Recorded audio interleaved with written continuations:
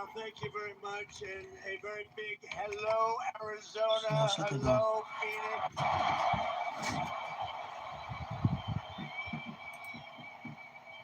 I'm thrilled to be back in this incredible state with thousands of proud, hardworking American patriots. That's what you are.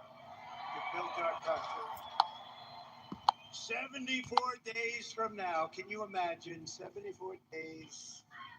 Then we gently move into that beautiful White House and we take over our country and we make it great again. We're going to win Arizona. We're going to defeat Comrade Kamala Harris. And we're going to win back our beautiful White House. We're going to win it back. We're going to win it back in record force.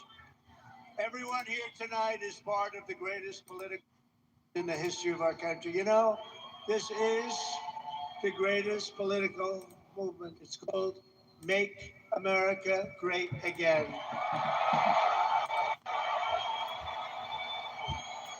No. And it's right now bigger and better and stronger than it ever was before. You know, we won in 2016, and we did much better in 2020. A lot of people don't understand that, but we understand it. Millions and millions more votes. Nothing like the spirit that we have now. It's amazing. And that's because we've seen how bad government can be. Hey, David. I'm live vertically and horizontally for everybody to find me. Trying something I've been wanting to try. There's never been anything like this, right, Kari? Right? Our movement is not about Democrat versus Republican. It's about patriotism and common sense. We have a common sense. We're the party of common sense. You say what you want. I used to say conservative, but really, fair elections, party of common sense. We want fair elections, free elections. We want strong borders. We want a great military. We want great education. We want a nice home. Wait a minute, why is he echoing? And no regulations. That's why we're welcoming support. That's why we're welcoming support from millions and millions of disaffected Democrats, and they are joining. Hold up, y'all. Wildfire. Now it's a little different than it was. You know, we had somebody. I was 18 points, and they said, "Joe, you can't win. You're getting out of the race." No, I want to go. Hold up, what is going on?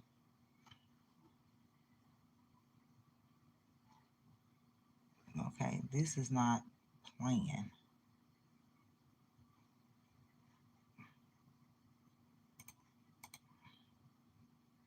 Wouldn't give it a shot.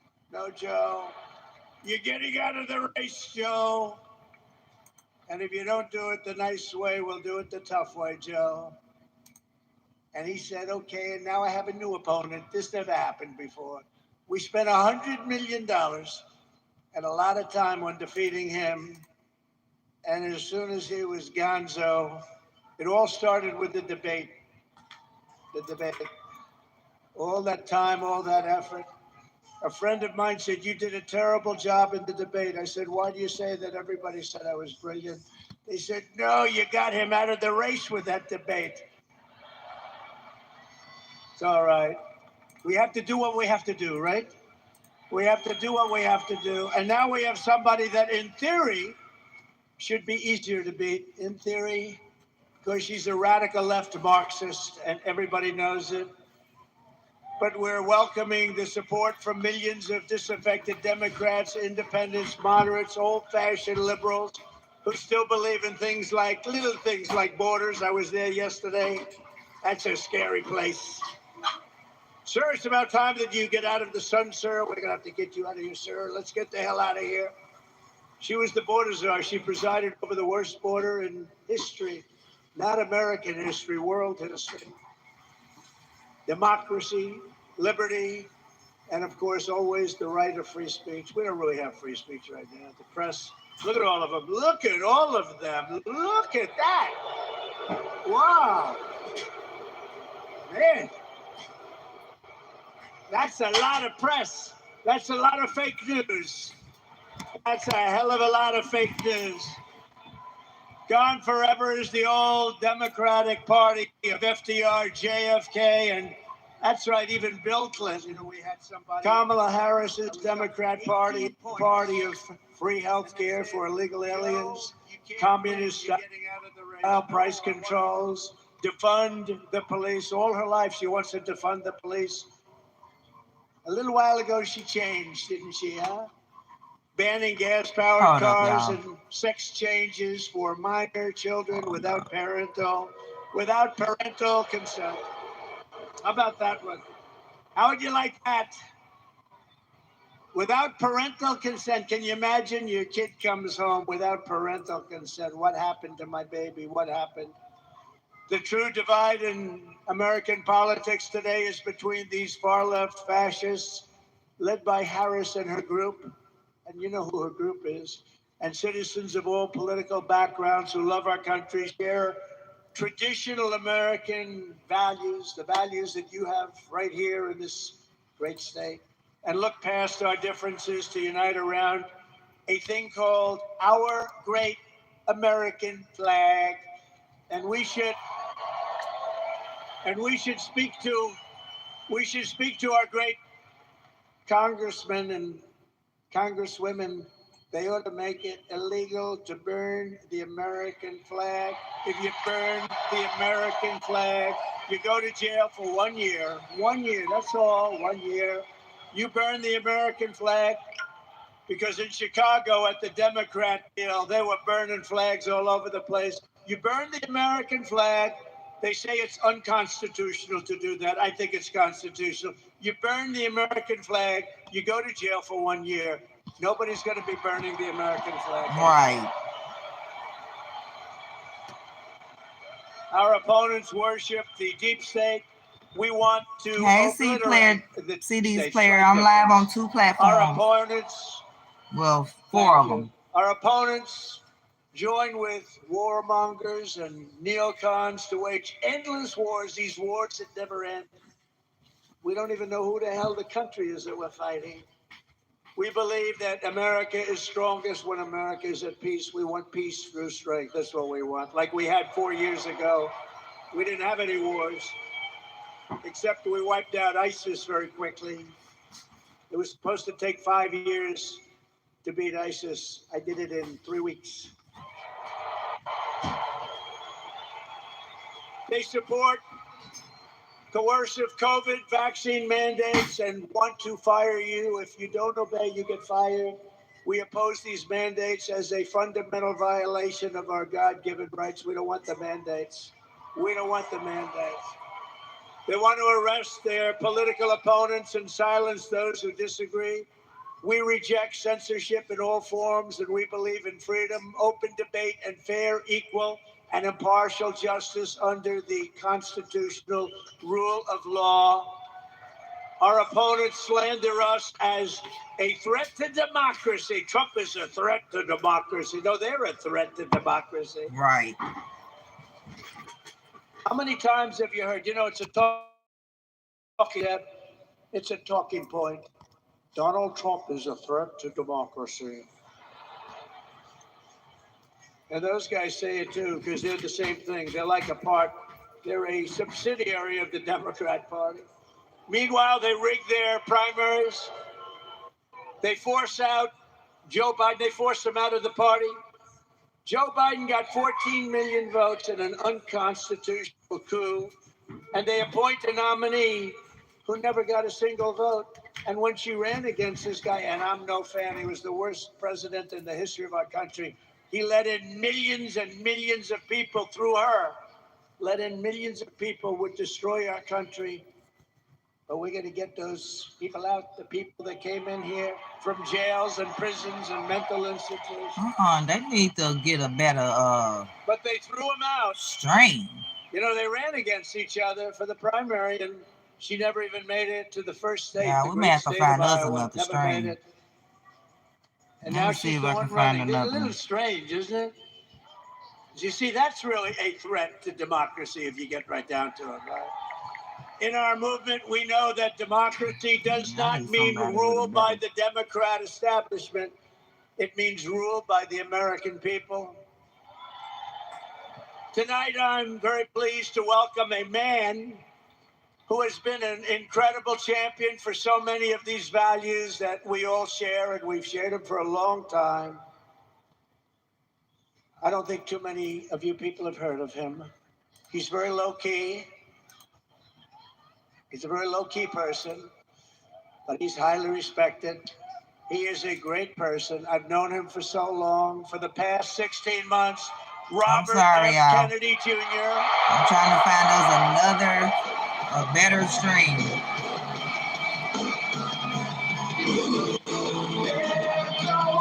Hold up. There goes my hero. I love that song. Oh my God, I want to hear this song. I love it.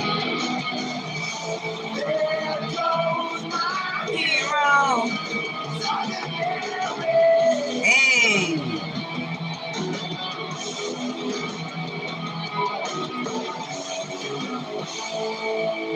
Guess everybody's feed look like this.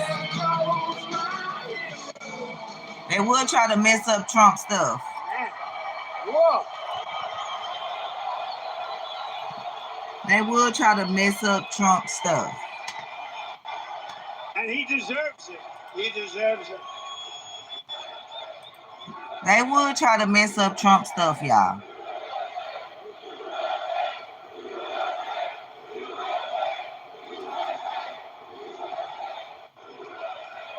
For the past 16 months, Bobby has run an extraordinary campaign for President of the United States. I know, because he also went after me a couple of times. I didn't like it.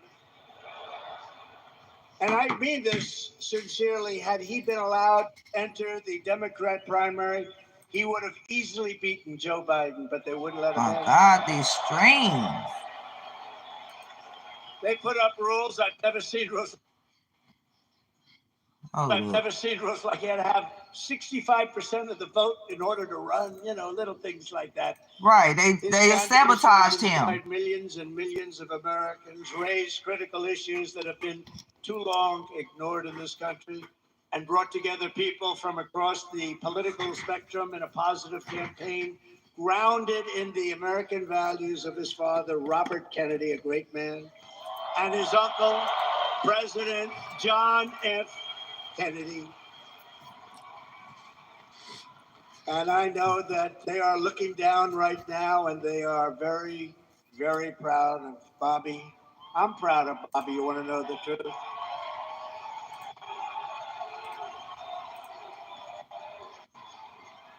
And I don't think I've ever introduced anyone that got applause like he just got. I must tell you, I don't think it's true. I don't think I've ever introduced anybody that got applause like that.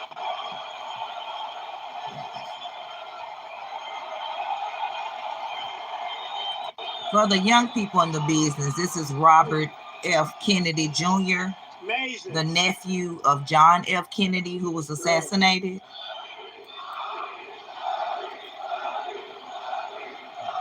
Amazing.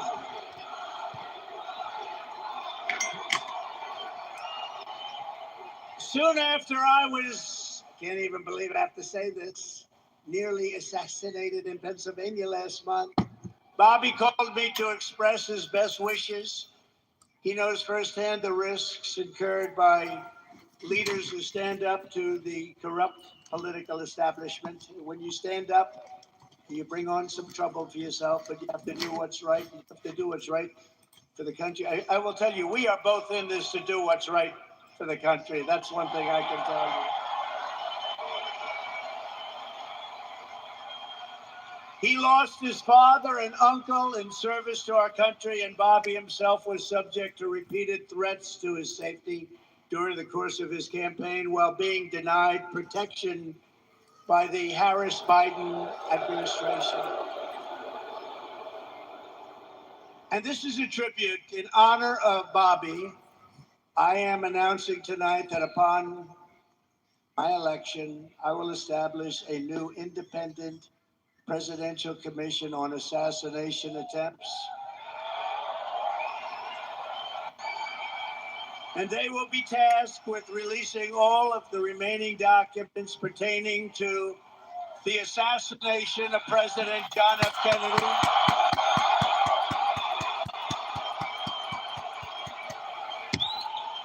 Long overdue.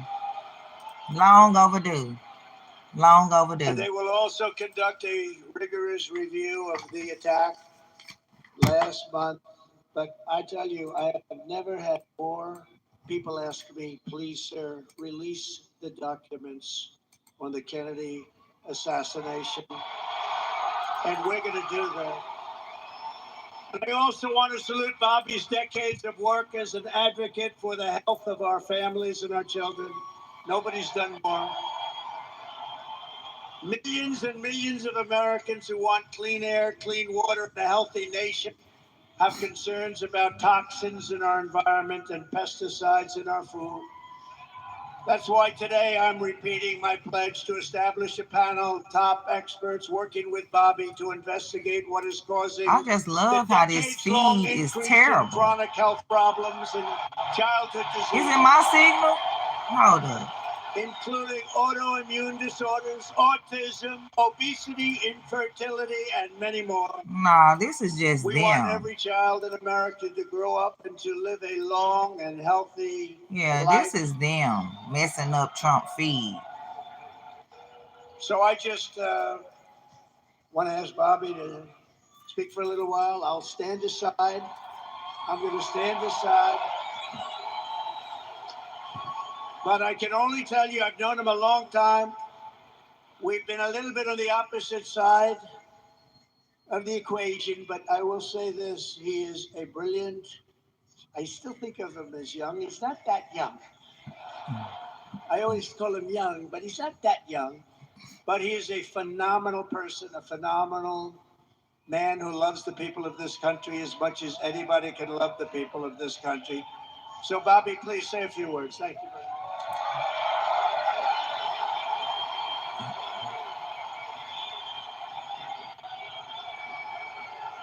Thank you. Thank you, President Trump. Hey, it's deeper.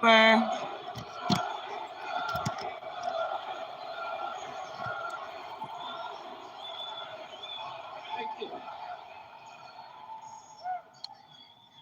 A few hours after the assassination attempt at Butler, I got a call from a safe food advocate named Kelly Means, who's been fighting for many years to try to end the corruption at CDC and FDA and USDA. And these institutions, these regulatory agencies are actually run by the big food processing companies, the big ag and the chemical companies that they're supposed to regulate. And he said to me that he'd been advising me for many years and on my campaign. And he told me that night that he was also advising President Trump. And he asked if I would talk to President Trump. And I said, of course. And about a few minutes later, I got a call from the president. And we talked. We had a very good talk. And then he invited me to come see him the next day. And I went to Minneapolis and saw him. We met again a couple of weeks later in Florida.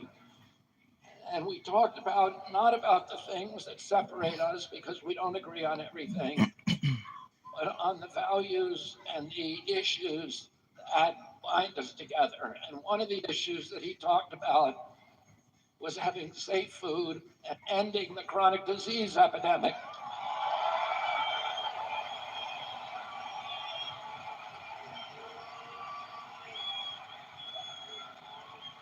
Our children are now the unhealthiest, sickest children in the world. Yes. Don't you want healthy children?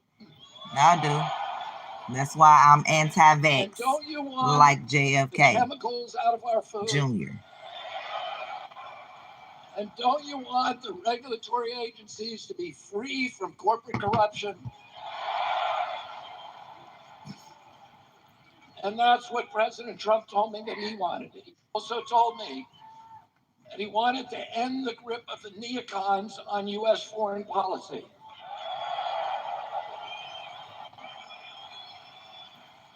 He said he didn't want any more $200 billion wars in Ukraine, that we could use that money back here in the United States.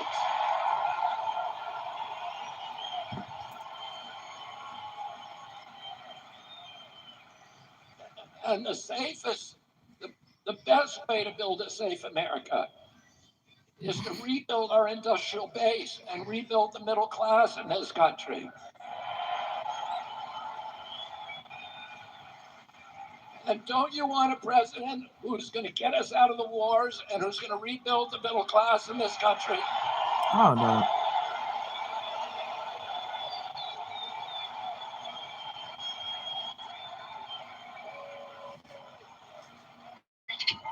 He told me that he wanted to end the censorship because the whole basis of American democracy is the free flow of information. And we know that a government that can silence its opponents has license for any kind of atrocity. And can you think of any time that you can look back in history and say that the people who were censoring were the good guys? They're always the bad guys, because it's always the first step down that slippery slope to totalitarianism.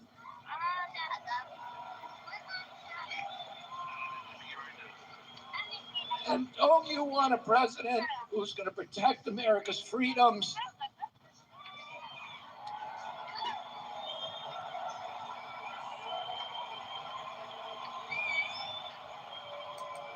All facts, David, all facts. And who is going to protect us against totalitarianism?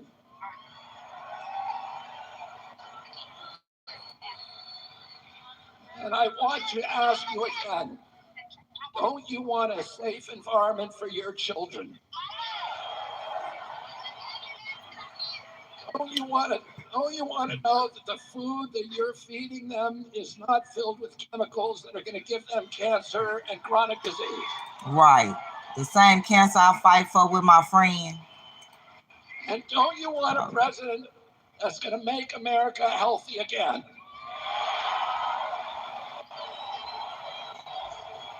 Thank you all very, very much, and God bless you, and God bless America.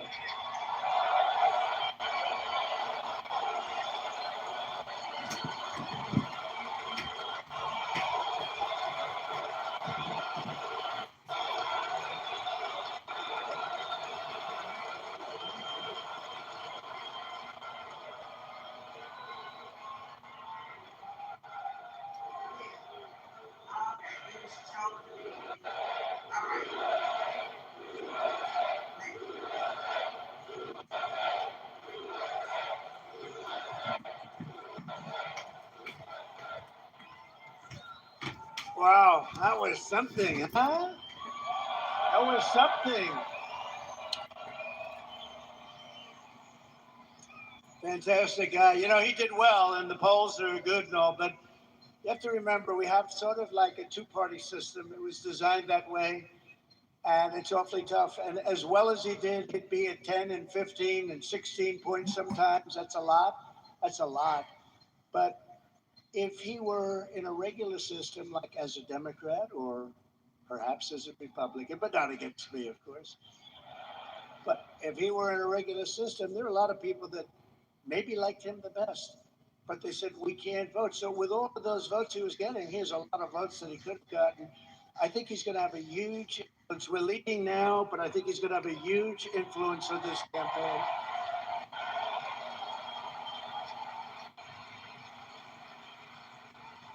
Actually, much bigger than you'd see in the polls. And those numbers are big to start off with. But Bobby and I will fight together to defeat the corrupt political establishment and return control of this country to the people. And to all who supported Bobby's campaign, I very simply ask you join us in building this coalition. It's a beautiful coalition.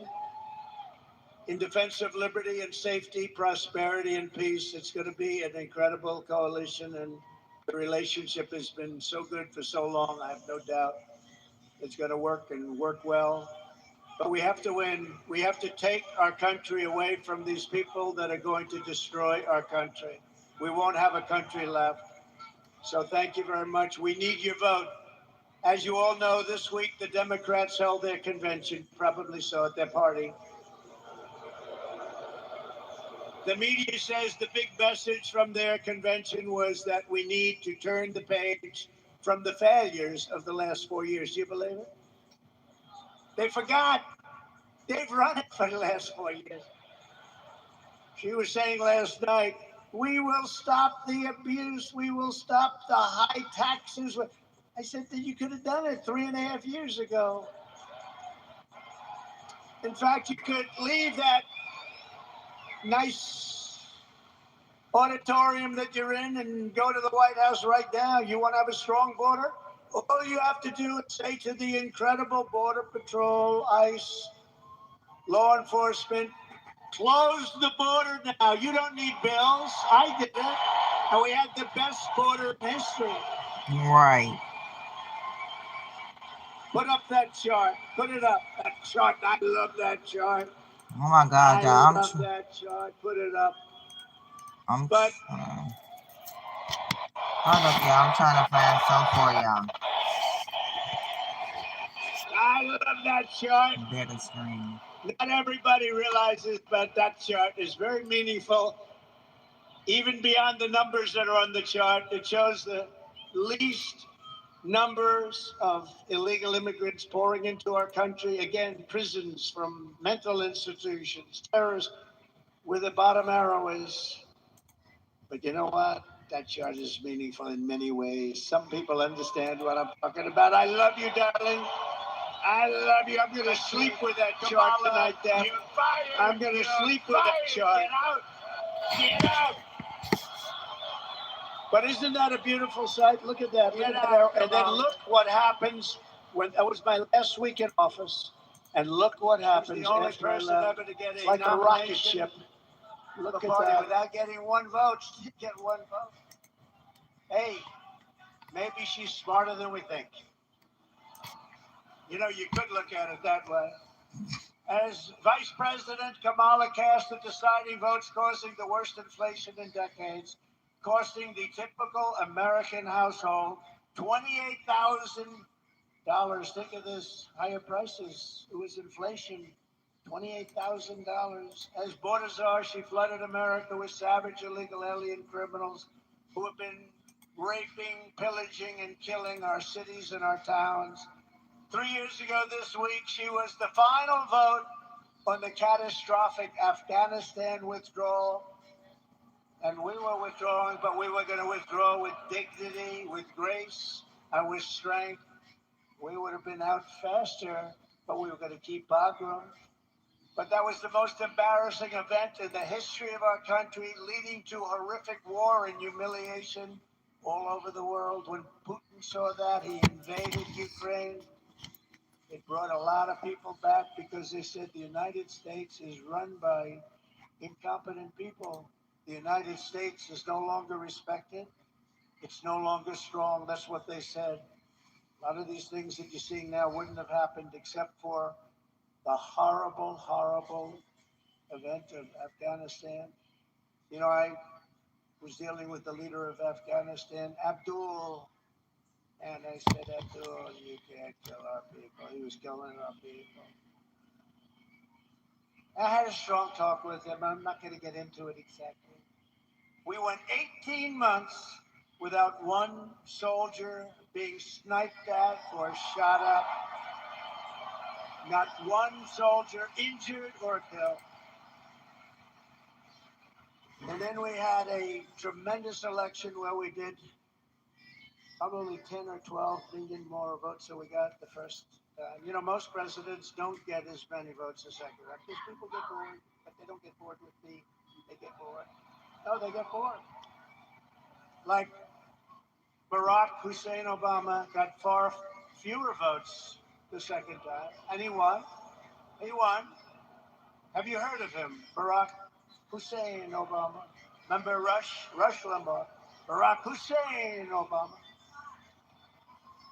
He was nasty to me. You know, he was nasty. Michelle was nasty. They're all nasty. Nasty people. They were very nasty. I was surprised. I thought he was, and I was sort of nice to him. I said, no, you know, I like him. Good. It didn't matter. They were nasty to me. And, of course, last night, Kamala mentioned my name, I think, 21 times. She didn't mention the border. She didn't mention inflation. She didn't mention anything but my name over and over and over again.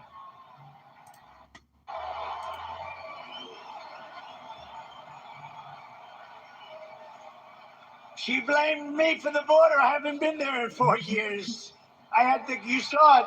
I had the safest border, the best border we've ever had. She blamed me for the border. They lied so much. They lied about everything. She said I was involved with something called Project 25. I don't even know what the hell it is. Thank you. Thank you for saying that. Thank you. They say to me, sir, please stick to policy. Don't stick to personality. You should be nice to people, sir. You have to be nice. I call them up. My geniuses, they get paid a fortune. Actually, not that much. But I call up my people. They say they're knocking the hell out of me, and you say I shouldn't get personal. I have to get personal, don't I? I have to get personal. I have to get personal. They get personal. They get personal. But I'm going to do my best. So they're allowed to get personal with me, but I'm not allowed to get personal to them.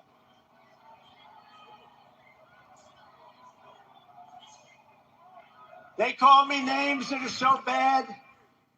Our great First Lady says, but you're not that way, darling. They love our great First Lady, I will tell you that. They do. They do. But darling, you're not that way. I said, I know that. And if I say something just slightly out of order, like, she didn't do a very good job last night. Please never, ever mention look or anything like that. If you ever say, she didn't look really great, that's the end of your political career, so I wouldn't say a thing like that.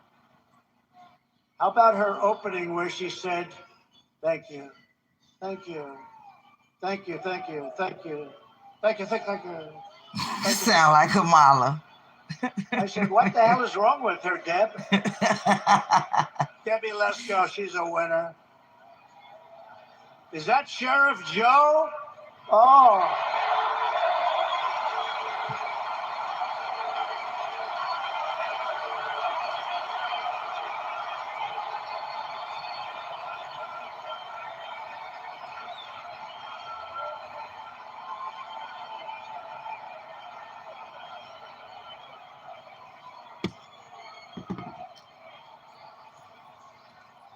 That's Sheriff Joe. Look at that. A legend. You know, Sheriff Joe's looking at these clowns where they have no idea what they're doing, where people come in by the millions. He had nobody come in. Remember, he dressed everybody in pink. Remember that, right? Is that right, Joe? They had to dress in pink. I mean, it wasn't the worst thing. It wasn't bad. I mean, you know, you got a lot of killers that had to dress. But pink underwear, pink undershirt, and a pink outfit. Because he didn't want them coming into our country. Do you remember Arizona when Sheriff Joe was at the border? You didn't have people coming in.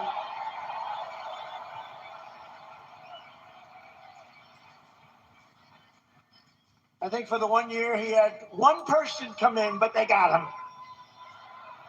Now we have 3 million people coming in through your border. Oh, through the whole thing, it's ridiculous. It's not. Joe, it's an honor. And I'll tell you, people didn't treat you right. You are a legend, and you did a job like nobody else. True.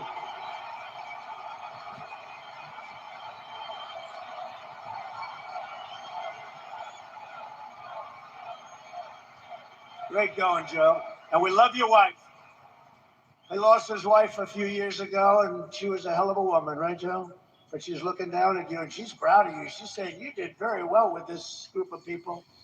But I've known you for a long time, and there was nobody like him. He understood the border better than anybody, and he ran it fairly. He ran very fair, but he ran it strong, and they respected him. They didn't even try.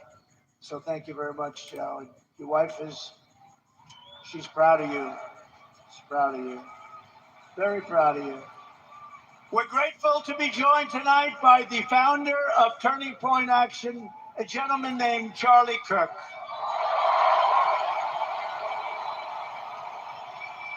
Thank you, Charlie.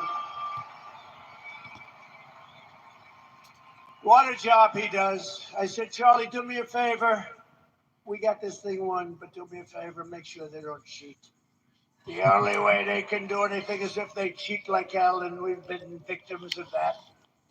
Make sure they don't cheat, Charlie. We don't need the votes. We just want to make sure that they don't cheat. Hello, Sheriff. How are we doing? How are you guys doing? Good. Thank you.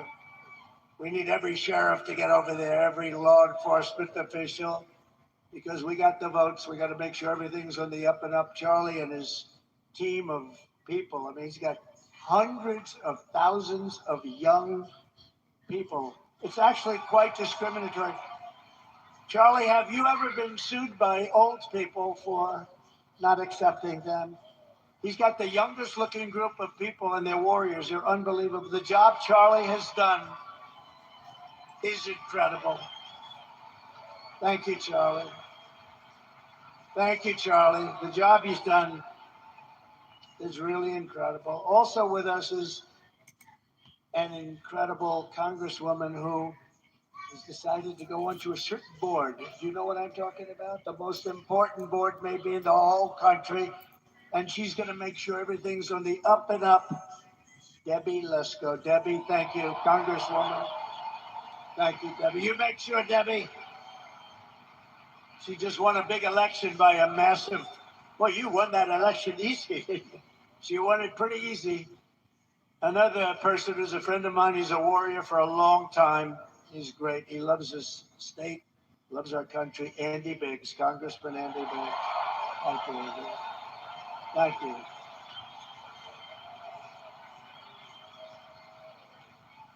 And two other warriors, a young one and a little bit older one, but boy, they are tough. You don't get tougher than Eli Crane and Paul Gosar. Paul Gosar.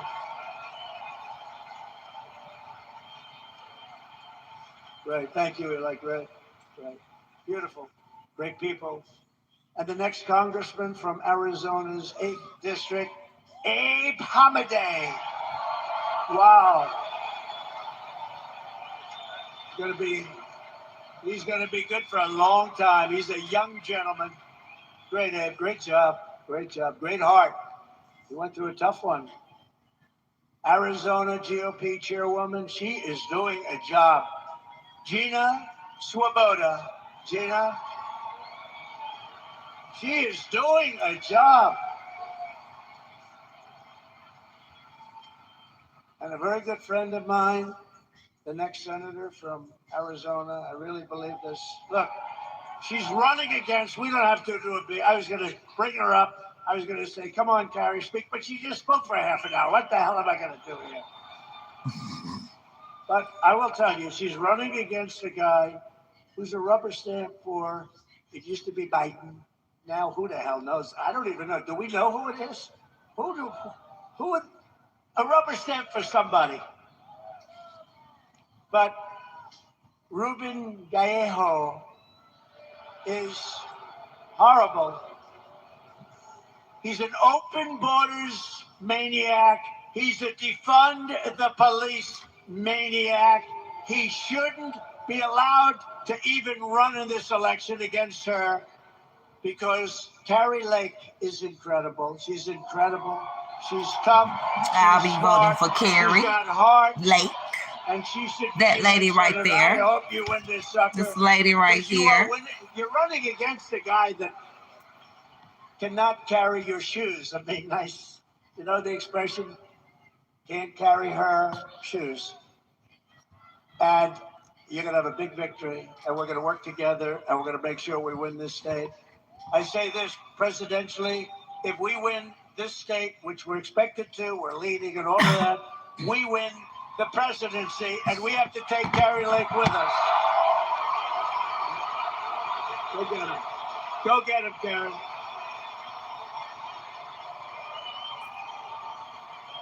Go get him, Karen.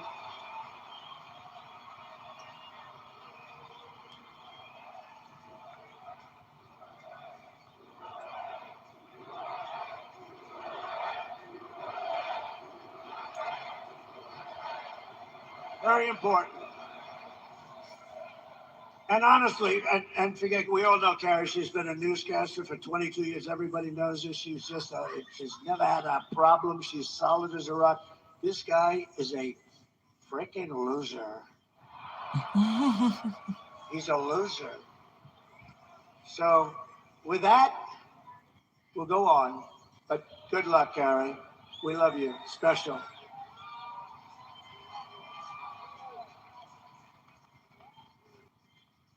Since Democrats didn't talk about Kamala's horrendous record last night, we will.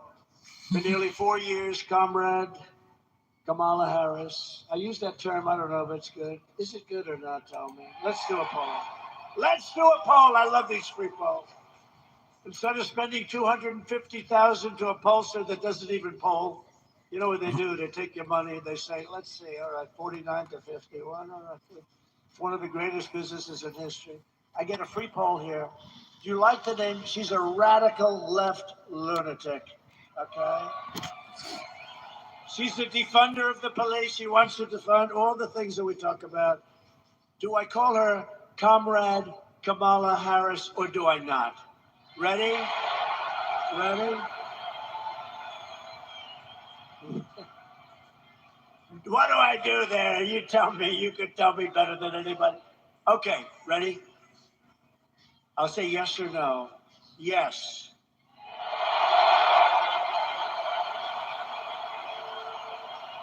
No. Comrade Kamala Harris.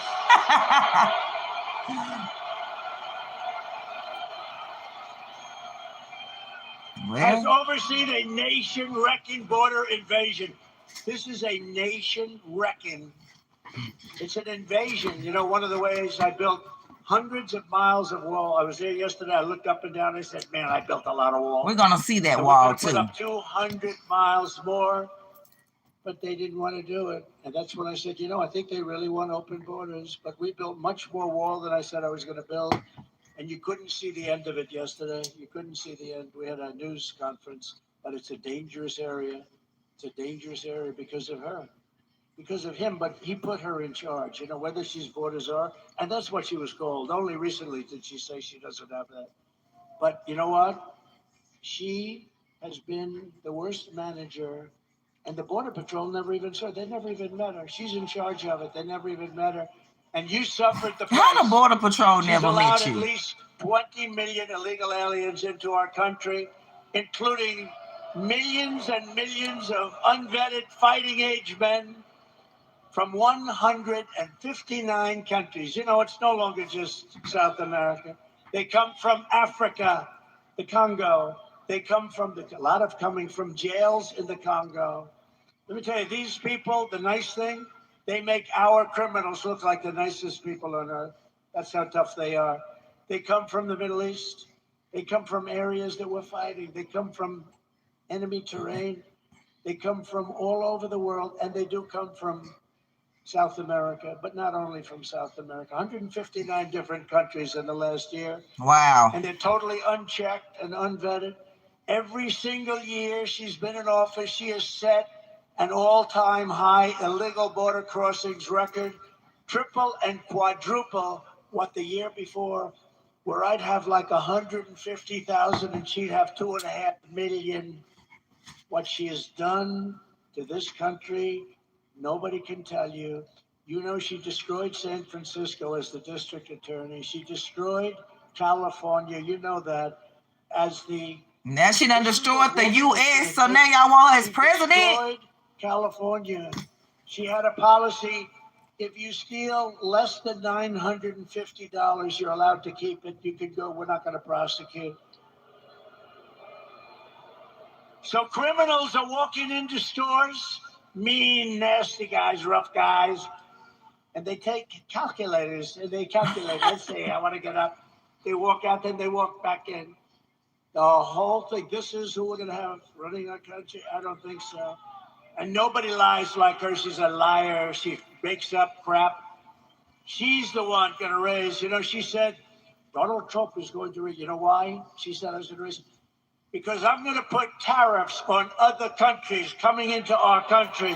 And that has nothing to do with taxes to us. That's a tax on another country. Y'all hear that? And I did it with China, and we had no inflation. You know, None. no inflation. I took in hundreds of billions of dollars from China, and not one other president took in 10 cents. They were all, oh, China, we're afraid of China. We're afraid of China. According to a new DHS report, Kamala Harris also lost, and this is impossible to believe. Listen to this, 325,000 migrant children are gone. They're missing. She allowed them to be trafficked into our country. Many of these children are now in sex slavery or they're dead, probably mostly dead. They will never see their homes or their parents again. They were swiped out of their homes. They were taken out of their homes. This is a government number, 325,000 children. Sex slaves, or they're dead. Many are dead. Hamas has so little respect for Kamala and Joe Biden, crooked Joe Biden, that the hostages that they're talking about all the time, I believe they're largely gone. I believe they're largely gone. So sad. When you look at what happened, when you look at that attack on October 7th, I believe they're gone. And the reason they're not negotiating, you know, it says Hamas has decided not to negotiate because what they want back are the hostages. And I think those hostages, for the most part, aren't around anymore. That's sad. And so they said, oh boy, we can't really negotiate because we don't have the hostages. The hostages are largely gone. How sad, how terribly sad. If they feared and respected Joe Biden and Kamala, they would never have killed those hostages. They would have never attacked. They would never have attacked when I was president. Iran was broke. Iran was broke. I told China, if you spend any money on buying oil from Iran, you'll never do business in the United States again. And we're going to put a 200%. You got one more time, Angela, you out of here. And Iran was broke, and they had no money for Hamas. I don't need her in my chat algorithm. You can check your numbers. Look at it. When my last year, they had no money. We had no terrorism. You know, for 4 years, I didn't have any terrorism. You notice that? None. And when they asked Viktor Orban, the prime minister of Hungary, very strong guy, what is the reason that things are so bad now? The Middle East is blowing up. Russia's blowing up with Ukraine. There's wars starting all over the place. Looks like bad things could happen in Taiwan with China. What's the reason? He says, you got to get Donald Trump back as president. You won't have any problems. That's what he said. It's true. It's true. They respected your country. They respected your leader, but they respected our country. Now they laugh at our country. Our country has become a joke. Sure has. She's provided deportation immunity to the vast majority of criminal aliens living inside the United States and is importing MS-13 gang members, known as the most violent gang of them all, into our cities and into our high school. Think of it, they're coming into our high schools. Kamala has set loose thousands of Venezuelan gang members who, according to law enforcement bulletins, have been given a license to shoot American police officers. You know that, right? Under Harris, ICE deportations are at the lowest level in history, the history of our country. She supports deadly sanctuary cities. Now, of course, she's flip-flopping on everything. You do know that, right? You know that, Joe?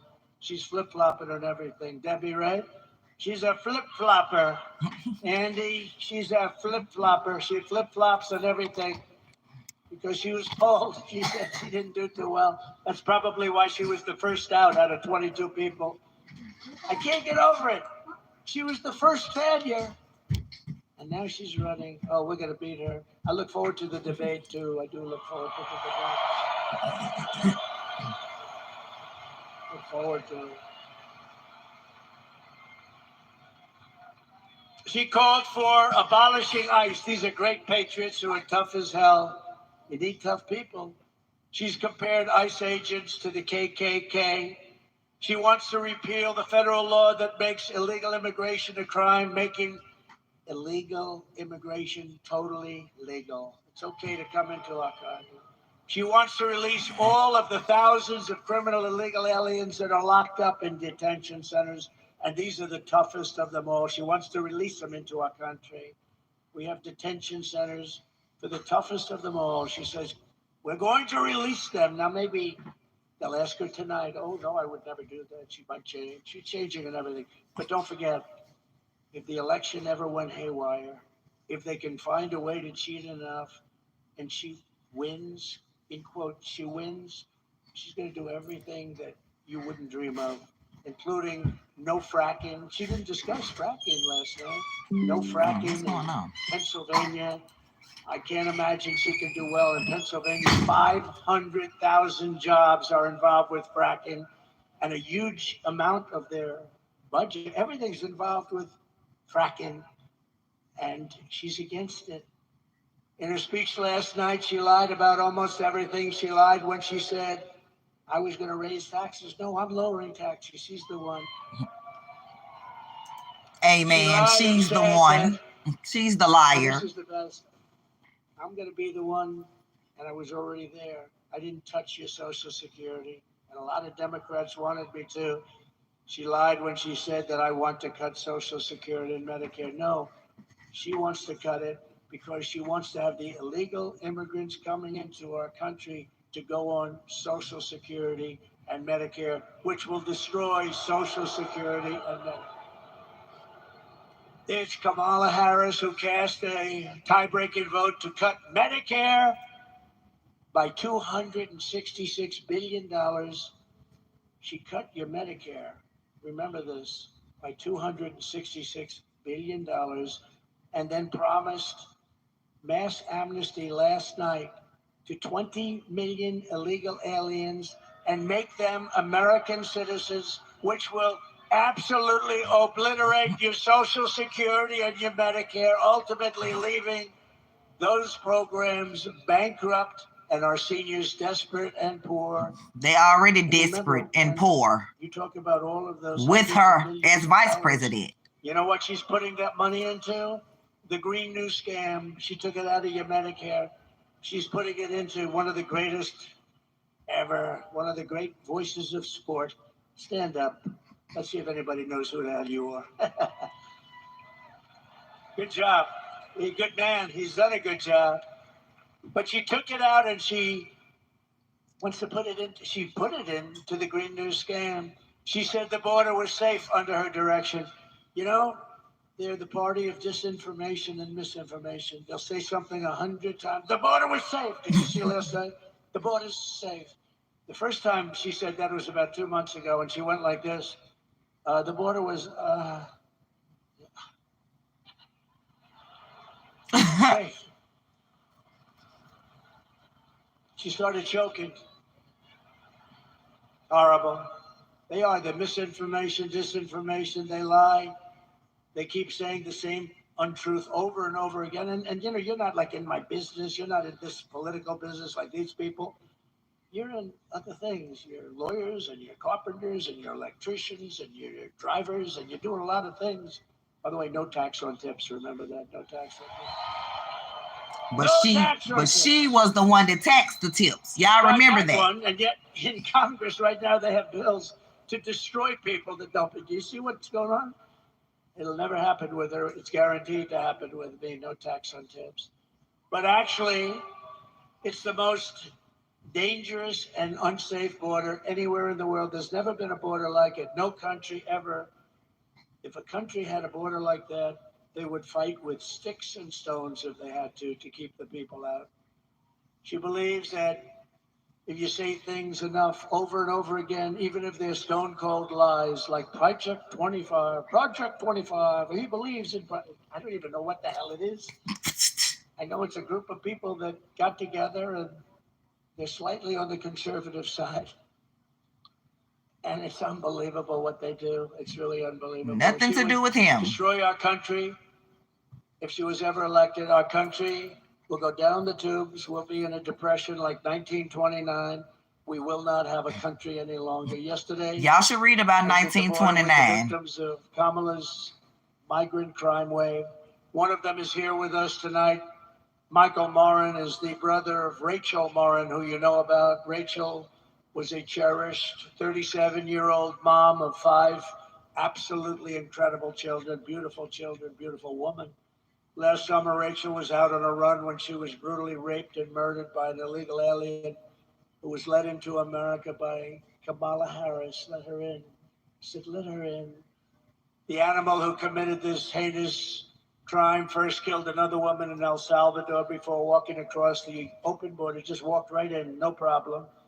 He then attacked a 9-year-old girl and her mother in a home invasion in Los Angeles before murdering Rachel in cold blood. Listening to this? Michael, I promise you in Rachel's memory, we will stop this invasion and we will keep these savage criminals the hell out of our country.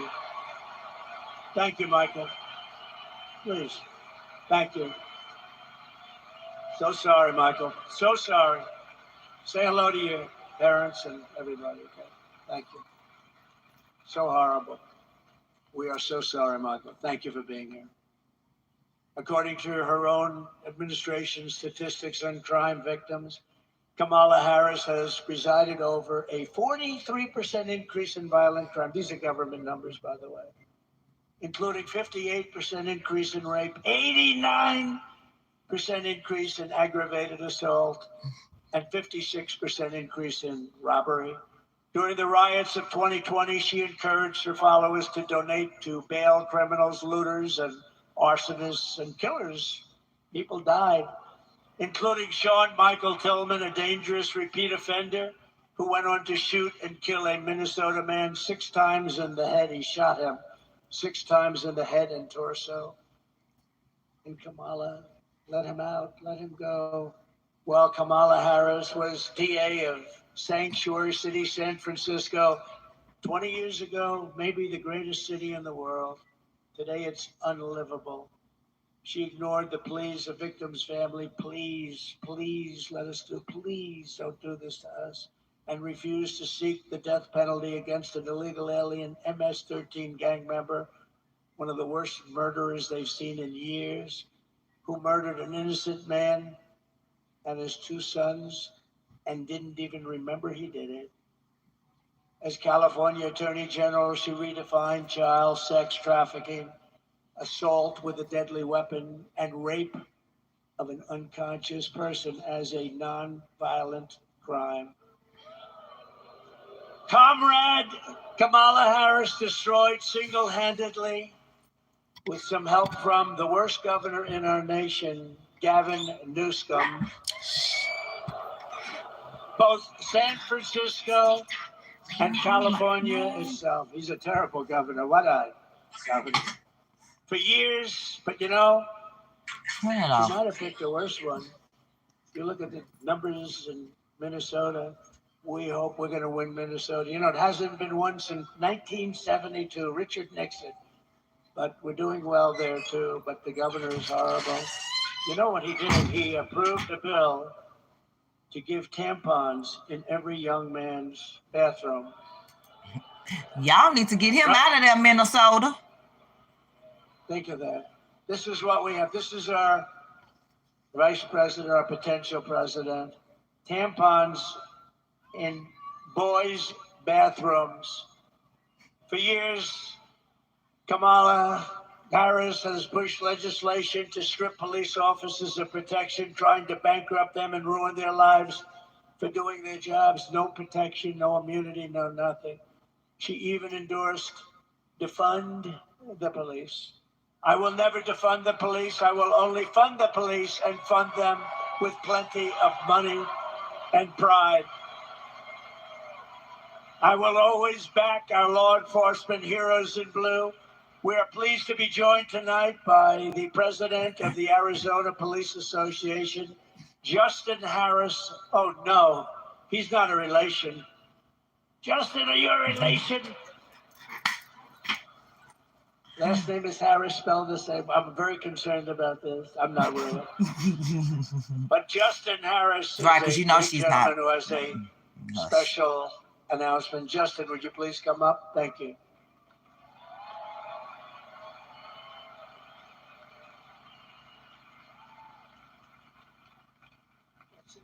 I don't know now. Justin could be kin to her. I'm just saying, y'all.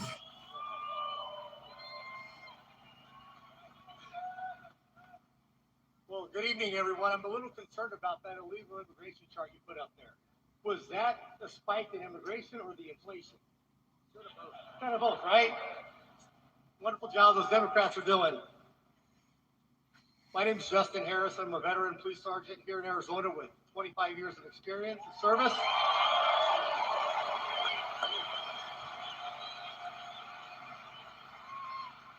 And I also have the privilege and the honor to serve as the state president of the Arizona Police Officers Association.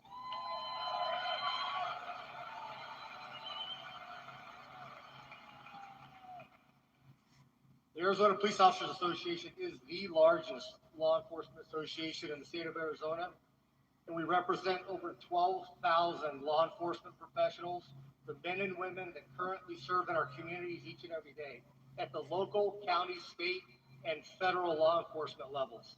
We cover the entire state. And on behalf of the Arizona Police Association, we are proud to welcome President Trump to the great state of Arizona.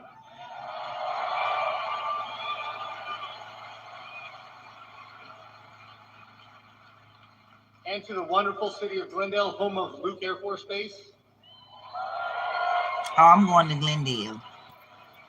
Folks, these men and women in Luke fly those beautiful F-16 Fighting Falcons of the 309th Fighter Squadron and those beautiful, beautiful F-35 Lightnings. Nothing like hearing those jets flying overhead, which that's the sound of freedom and American ingenuity.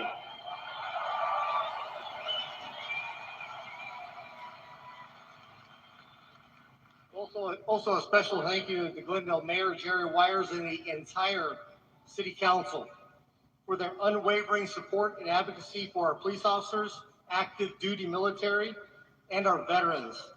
You're not going to find stronger advocates for our military, our veterans, and our police officers anywhere in the world other than Glendale. Thank you, Mayor and Council.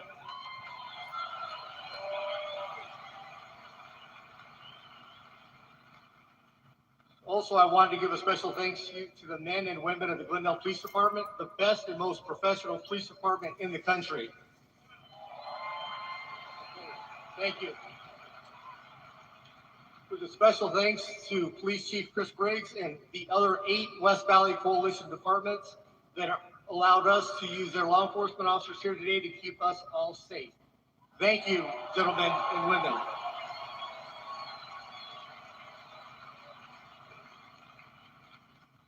Law enforcement today is perhaps the most complex occupation on earth.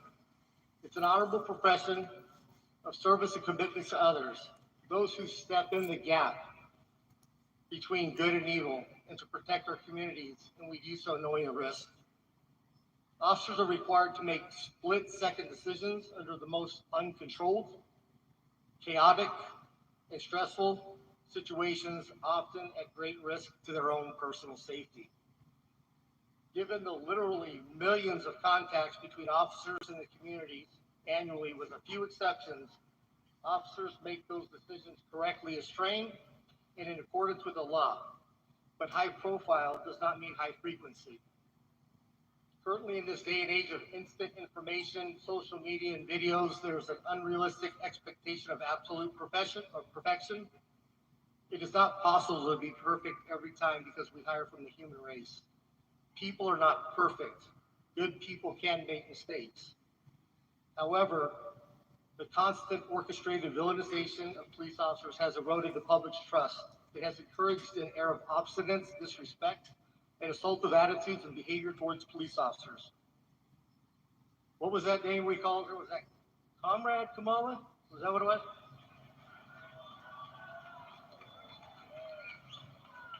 Kamala, Comrade. Well, what we do know is supported defunding the police, and the best term is they wanted to reimagine policing. I don't know what that means. She is part of the radicalized movement to degrade public safety and make our communities less safe. In contrast, under President Trump's first term in office, he always had our backs. Thank you for that.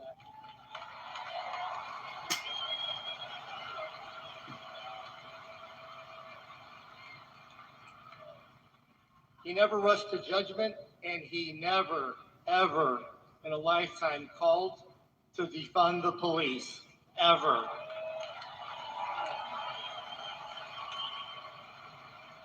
And we owe him a debt of gratitude for that.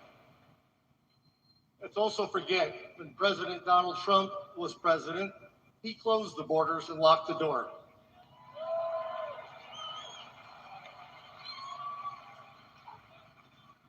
Border czar Kamala Harris opened the door and let everybody in. Border czar Kamala Harris is allowing millions of illegal immigrants into this country, turning each and every state into a border state and flooding American streets with drugs and crime. The Democrats haven't quite figured this out yet, but it's not rocket science. But open borders equals more crime. Close the border. Right.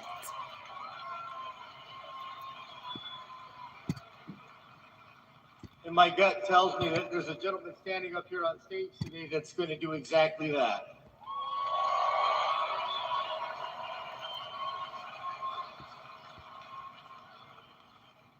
President Donald Trump has in the past and will again make America great again by tackling lawlessness head on.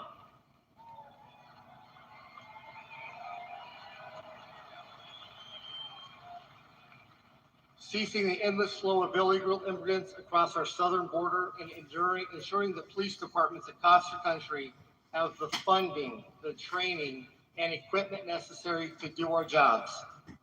And he's not going to reimagine us doing that.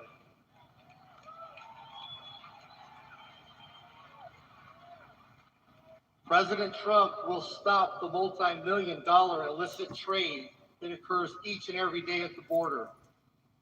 Thanks to Comrade Kamala, with these open borders, the only group that she's enriched is the Mexican cartels, which have expanded over 160 countries across the world.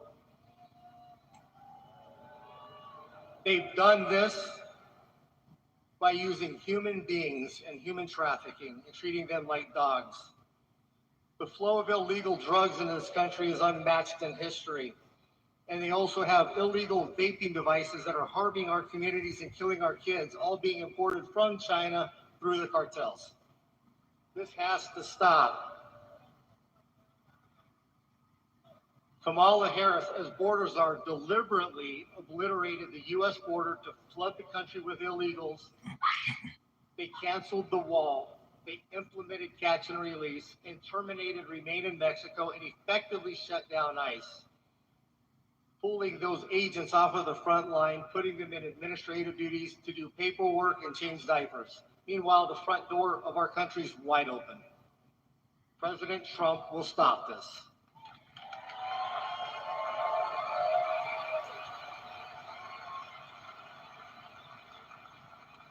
I've got a serious question. Has the border czar, Kamala, even toured the southern border? Didn't think so. Has President Donald Trump toured the border? Yes, he has. And I heard the cartels went running. On average, there's over 5,000 illegal immigrants are being released into the country every day. Our country. 5,000 a day. They are, don't know where they came from. We can't even account for them. For 38 straight months, the monthly border encounters have been higher than even the highest month seen under the Trump administration. You can't tell me this isn't being done deliberately, because it is. In 2023 alone, more than 900,000 illegal immigrants were released into the interior of the U.S., unaccounted for, waiting for court dates, and nobody knows where they're at. That's the entire city of Mesa flowing into our country. 900,000. Illegal drugs are flowing into this country at an alarming rate, with only 5% being intercepted at the border.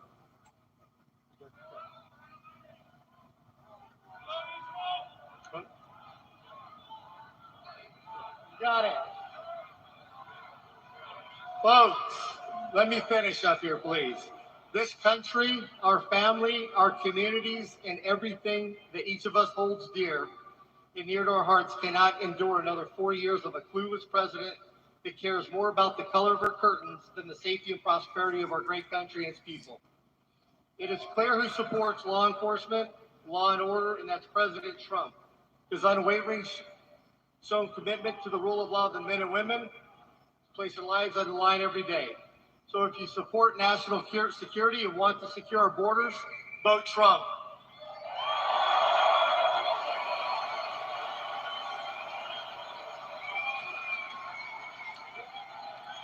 If you support law enforcement and safe communities, vote Trump.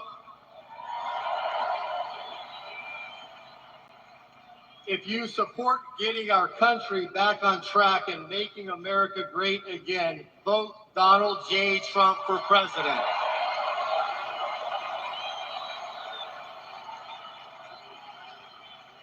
And this is why the Arizona Police Association and our 12,000 members, family, and friends are proud to extend our endorsement to Donald J. Trump for president of the United States of America. Thank you. God bless.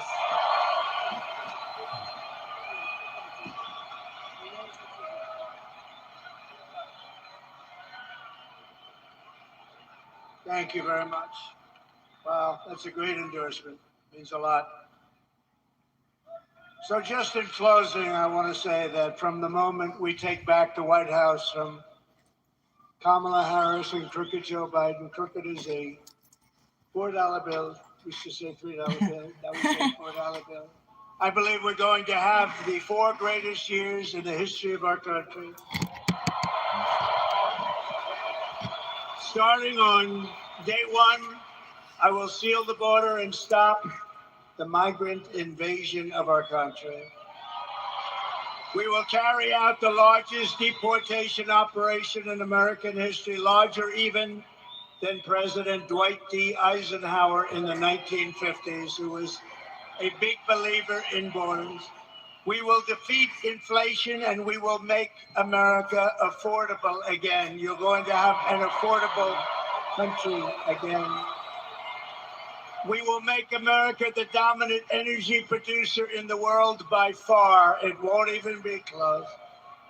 Remember, as I always say, we have more liquid gold under our feet than any other country in the world, including Saudi Arabia, including Russia. And we will use it to reduce taxes and energy costs for our people. We will reduce your energy bills in 1 year by more than 50%. That's here and that's everywhere in the country.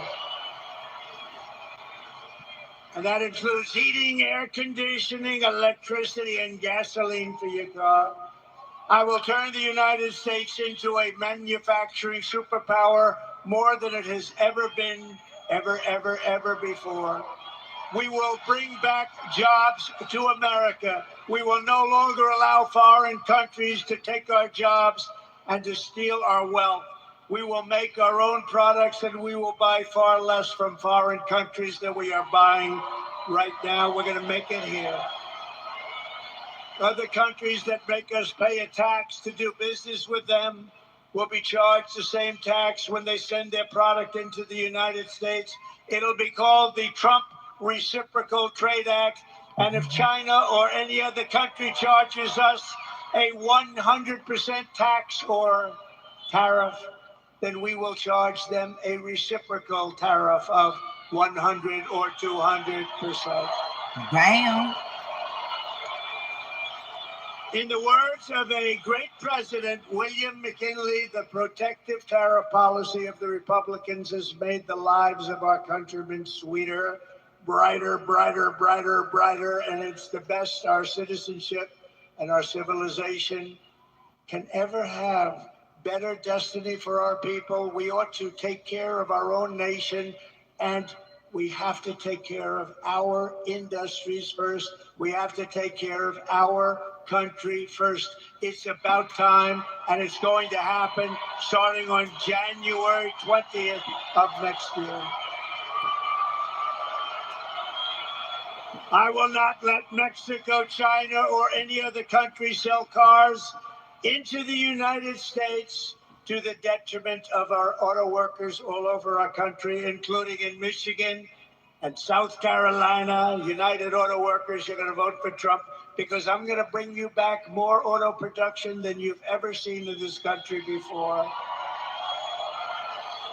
I will end the ridiculous electric vehicle mandate, cut every job-killing regulation of the Harris-Biden administration, and make our auto manufacturing business bigger, better, and stronger than it has ever been before. And if you relied on Kamala, there would be no auto industry. Within 3 years, you'll never make another car. When I'm back in the White House, we will pass large tax cuts for our workers, and there will be, as I said, no tax on tips. And that means if you're a restaurant worker, a bartender, hospitality worker, caddy, barber, mover, driver, or anyone else who relies on tip income, your tips will be 100% yours to keep. You will no longer be harassed by your government. And I will fight for and protect your Social Security and your Medicare with no cuts and no changes in age. We're not going to move it up. They want to move it up 5 years. We're not doing it. Darling, when do we get our Social Security? Well, they just moved it up 5 years. You're not going to happen with me. It's going to happen with them. They're going to destroy your Social Security. And we will have no tax on Social Security benefits for seniors. Good. My mama and my aunt need our that. Seniors and everyone else with their horrible inflation, and then they give you small dollars with Social Security, and they want you to pay tax. I don't know. We don't need it. We can do it. We have so much else, including that liquid gold. Oh, we're going to go hunting for liquid gold.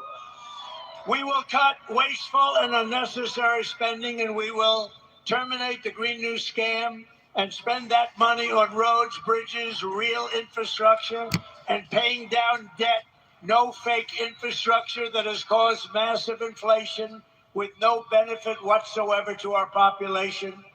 I will settle the war in Ukraine, and I will end the chaos in the Middle East, and we will restore peace through strength, and it will happen quickly. I will have that war ended before I go to the White House on January 20th. I will have the war in Ukraine ended as president-elect. Y'all hear that? He said the war gonna be over with on November the 6th. Weaponization of government against the American people, including myself, by the way. Well, before January. The government against the political opponents. Can you imagine? But you just saw we won the big case down in Florida. Everyone said, oh, they weaponized it. They got their Justice Department to go after their political opponent, but they're not doing well. I'm the only one that ever happened to where my numbers went up. What do you think about that, Mr. Congressman? I don't think it's ever happened. They go after me and my numbers go up. Somebody's got to explain this. We will rebuild our cities, including Washington, D.C. You believe that if you want to. Safe, clean, and beautiful once again. And we will keep the U.S. dollar as the world's reserve currency, because right now it is under siege. And this is how we will end the era of inflation, mayhem, and misery under Kamala and Crooked Joe and unleash safety, prosperity, peace for Americans of every race, religion, color, and creed. Together we will deliver low taxes, low regulations, low energy costs, low interest costs, low inflation. And that's for everyone. We're talking about everyone. We want to make sure everyone can afford groceries, a car, and a home. Thank you. Come on now. We will stop the invasion, end migrant crime, support our great police, strengthen our military, build a missile defense shield around our country, keep critical race theory and transgender insanity out of our schools, and we will keep men out of women's sports. Amen. We will defend the Second Amendment, and we're going to restore. Those people don't allow it. The fake news doesn't allow it. We will restore free speech in our country, and we will secure our elections, Mr. Congressman.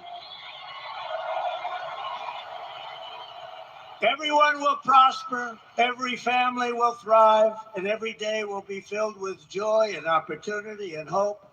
But for that to happen, we must defeat Kamala Harris, a new name. We must stop her country-destroying liberal agenda once and for all. We have to put an end to it.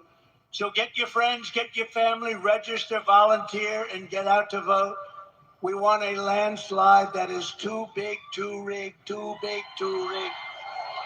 Too big to rig. I'm going to put that on the shirt.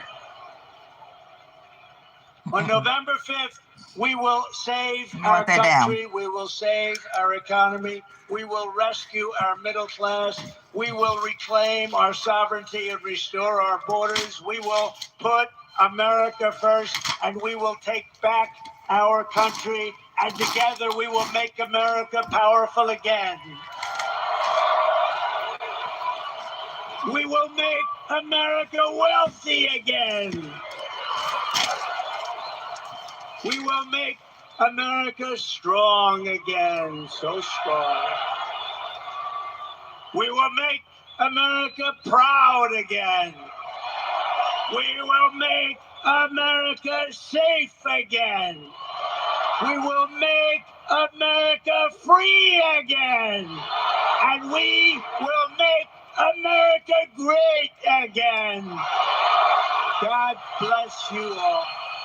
God bless you. Thank you very much. Thank you, Arizona. God bless you. I agree. Right on. I know I haven't been live on Facebook a lot. But I'm here today to share some things, set some things straight, and you can either take the information in with the receipts I'm going to provide, or you don't have to. We're trying to, freedoms here. We all have our own, you can think the way you want to think. But if someone provides receipts, I think you should take that in. So let me get him off the screen real quick. Make me full screen. And let's see. Just a minute.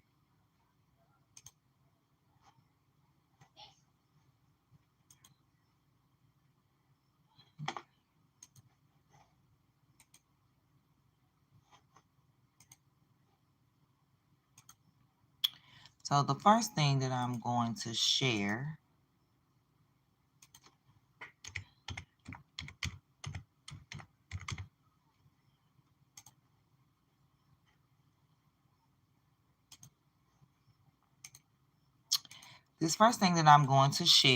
is, hello, Mr. I was there.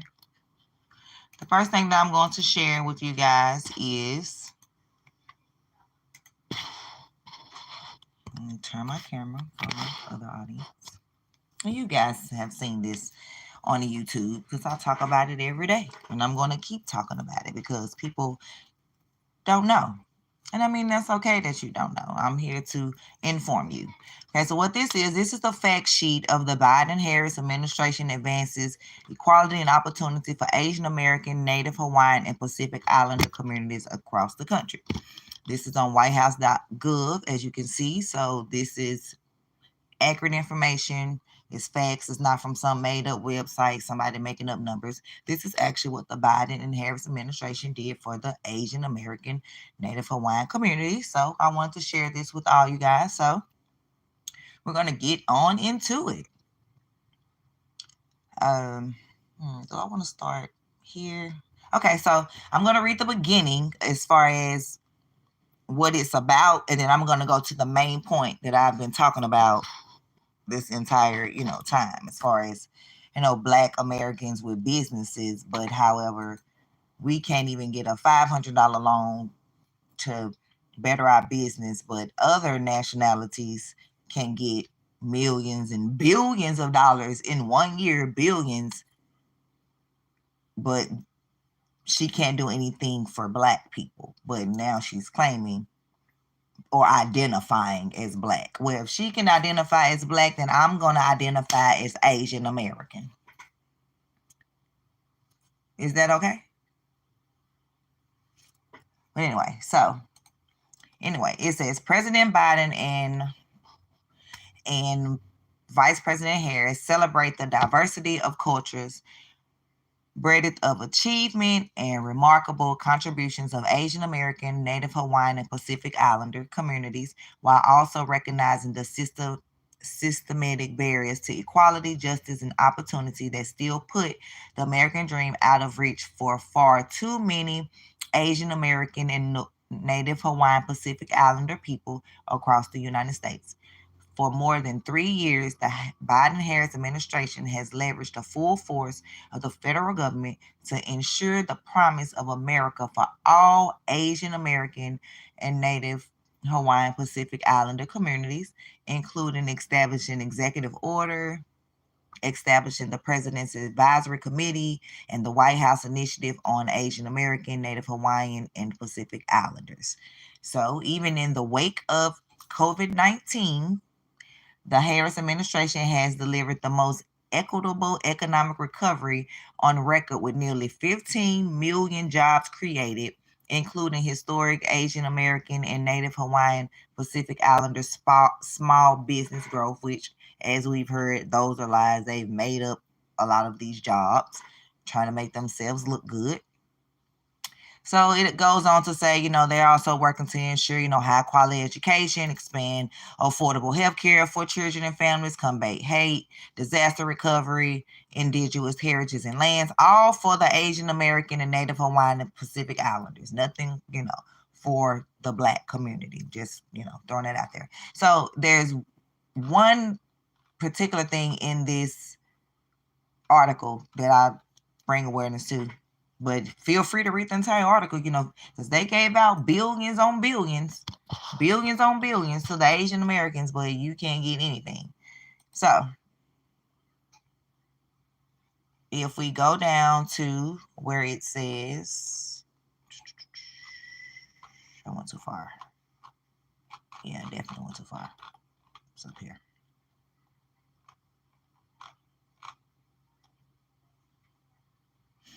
Okay, right here, economic growth opportunity for the Asian American and Native Hawaiian Pacific Islander families and communities.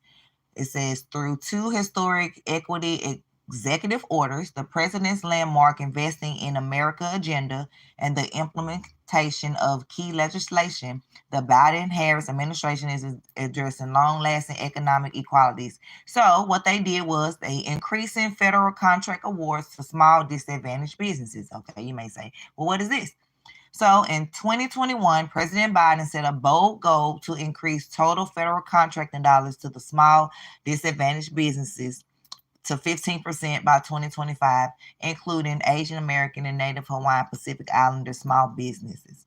In 2023, federal agencies awarded the SBD a record-breaking $76.2 billion, or 12% of all contract dollars. This represented a third This represents the third consecutive year of record-breaking awards to the SBD under President Biden, and puts the administration on track to reach the president's goal of increasing federal contracting dollars to small disadvantaged businesses, we're talking about the Asian Americans, by 50% by 2025. So last year, and this is the part that I highlight and I talk about. Last year awards to the Asian American owned businesses totaled more than $20 billion. $20 billion, an increase of $2.7 billion over the previous year. So those that need a calculator, if you take 2.7 billion away from 20 billion, you get 17.3 billion. So in 2022, they awarded Asian Americans $17.3 billion for their small businesses. But here you are, you can't get $5,505 for that matter. And then in addition, there's an addition. In addition, in 2023, the U.S. Small Business Administration backed 7,500 loans to the Asian American Pacific Islanders owned businesses, which totaled more than 6.4 billion. So if you add 20 billion plus 6.4 billion, we get 26.4 billion that the Asian American and Native Hawaiian Pacific Islanders received for their small businesses in 2023 alone. But you, as a Black American, can't get a dime. Don't be mad at me. Look at the facts. Look at the facts. Look at the facts. So, hold up. I'm looking for something.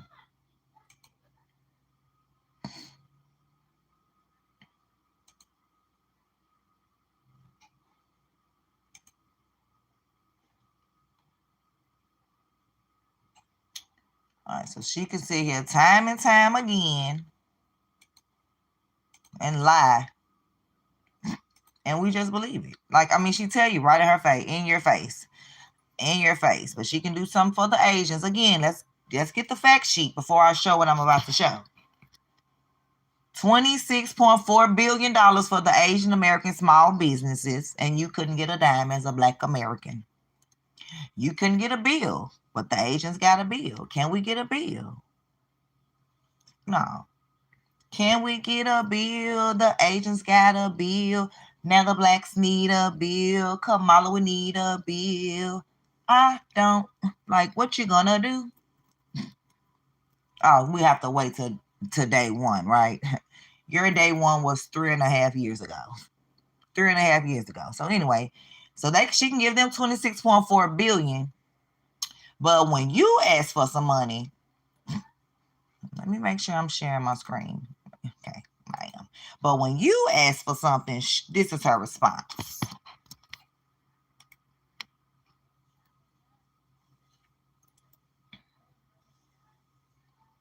Hold up. It's on mute. My bad.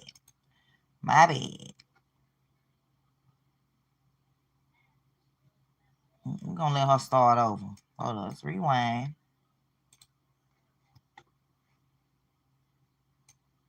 Wait a minute. Why it ain't?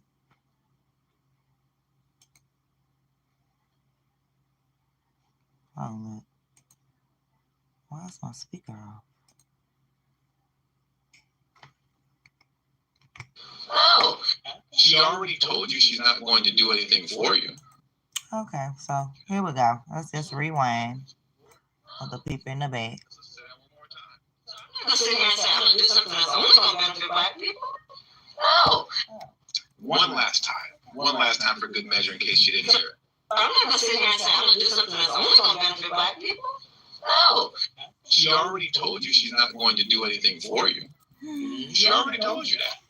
So why would you vote for a woman based on the idea that she's a Black woman and we just have to have a Black woman vice president who already told you she's not going to do anything just for you? Meanwhile, she's attached to the administration that completely decimated the economy, with skyrocketing inflation, food prices through the roof, gas prices through the roof, and if you're trying to do something on the basis of what's good or what's best for Black people, at this point it just comes down to common sense. With inflation through the Okay, what else did she tell us? Oh, let's see. What did she tell us when she was running for vice president as far as like where she was from, you know, her nationality and, you know, let's just hear those words from her. Let's just hear Kamala's words. Sorry. Born in Chennai, recalling her mother's journey from India to America. Now, her mother, Shamila Gopalan, was born in Chennai and immigrated to America to study at UC Berkeley. The Indian origin senator also talked about her trips to India and her mother's attempts to instill a love of good idli in her. Now, this is my video. I stand before you as the first candidate for Vice President of the United States of South Asian descent. When my mother, Asian descent, United States of South Asian descent. One more time. For Vice President of the United States of South Asian descent. Oh, okay. When my mother, Shamila, stepped off the plane in California at 19 years old, she didn't have much in the way of belongings, but she carried with her lessons from back home. Growing up, my mother would take my sister, Maya, and me back to what was then called Madras, because she wanted us to understand where she had come from.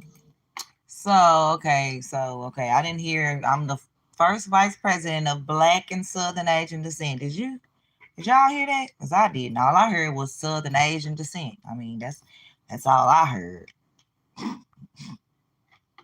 And like I said, this is not about color. Just quit lying. Why lie? Why? Come on, what's going on with you? She's a chameleon, and that's a fair criticism of her. She's taken on whatever mantle can help her get ahead. Kamala Harris is a chameleon. She puts on a fake Southern accent.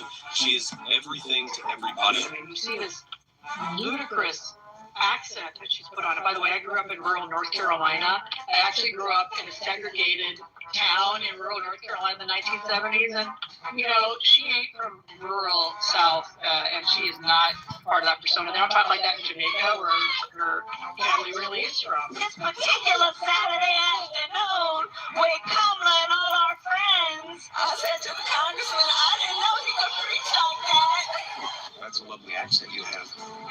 New Jersey. You all helped us win in 2020, and we're going to do it again in 2024. Yes. You are? Yeah. Okay, and I don't know that everybody knows that. For the people that don't know. Okay. I'm just saying. Indians, y'all should be offended. Y'all was good for all up until vice presidency. Now she don't even want to claim y'all. And she don't even want to claim y'all. No policies. All she do is word salad. We're going to be unburdened by what's burdened, because when we unburdened by what's burdened, then we continue to be unburdened by what's burdened. Like, girl, what is your thoughts on the community navigation pilot program within the America Recuse plan? Hold up. Are you going to do to fix? Come on, man. Every time I seen her speak, she looks sharp. And also, what else are you going to do to fix this problem with inflation? Thank you. Well, let's start with this. Prices have gone up. And families and individuals are dealing with the realities of that bread costs more, that gas costs more. And we have to understand what that means. That's about the cost of living going up. That's about having to stress and stretch limited resources. That's about a source of stress for families that is not only economic, but is on a daily level, something that is a heavy weight to carry. So it is something that we take very seriously, very seriously. And we know from the history of this issue in the United States that when you see these prices go up, just word salad. Literally just word salad. We have no idea what she's talking about. No idea. No idea. Prices went up because of you. That's why prices went up. Prices went up because of you and Biden. But this is what they tell us to do with our children. You know, but the illegals. They don't got abortion clinics at the border. They're telling us as American women, specifically Black American women, we need to abort our. They don't got abortion clinics at the border. They're telling us as American women, specifically Black American women, we need to abort our children. But if you coming across the border with your baby, oh, come to the land of milk and honey, the great land of opportunity. We'll take care of you. Joe Biden even said, I'll give illegal immigrants coming across the border $400,000 a piece. Can you imagine if they were to go to that Black single mother living in the hood, not even $400,000, offer $4,000. Because I know some Black women that can make something jump with $4,000. Offer her $40,000. You know why they'll never give us that? Because they know that we'll never need them again. Welfare reminds me of an old man I used to date. I was in a relationship with him for 11 years. He would never marry me, right? But whenever my bills were due, I would tell him he would give me just enough. He had a whole lot of money. He would give me just enough. Rent due, $1,200. All right, like she said, just enough.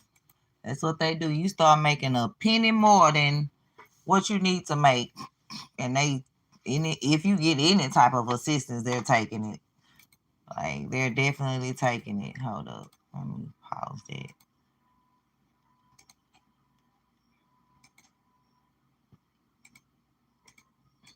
So now we're gonna get into so we already showed you the fact sheet of where she gave the agents $26.9 billion last year and $17.3 billion in 2022, but couldn't give you anything. Let's continue with the things that she's done since she's been in office for everybody else in the world, not even just America, in the world. But for some reason, you can't get anything. Okay. Then they lied, had y'all all hyped up that Beyonce was gonna be performing at the DNC. Y'all stayed up late, probably was late for work and everything, looking for Beyonce, only for Beyonce not to be there.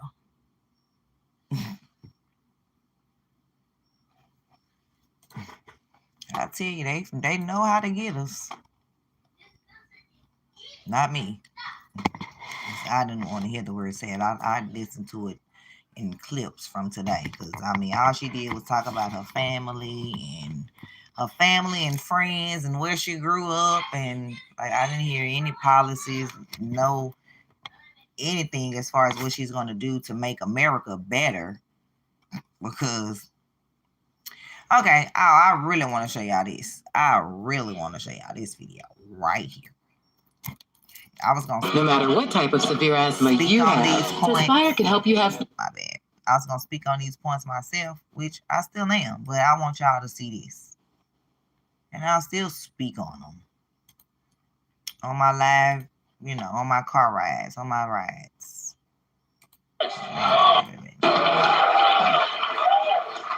Fantastic. How's everybody doing? Good. Very first thing we're going to do, as always, we're going to give thanks to our Lord and Savior, Jesus Christ. Are there reporters in this room somewhere? I can't see through the light. It's the mainstream media here. If you're here, I want you to hear this. Hear me. I don't care what you say about me. I don't care what you do in your newsroom. I don't care about your plans and your schemes to bring this nation down with your Democratic friends. Why? Because Jesus Christ is still on the throne.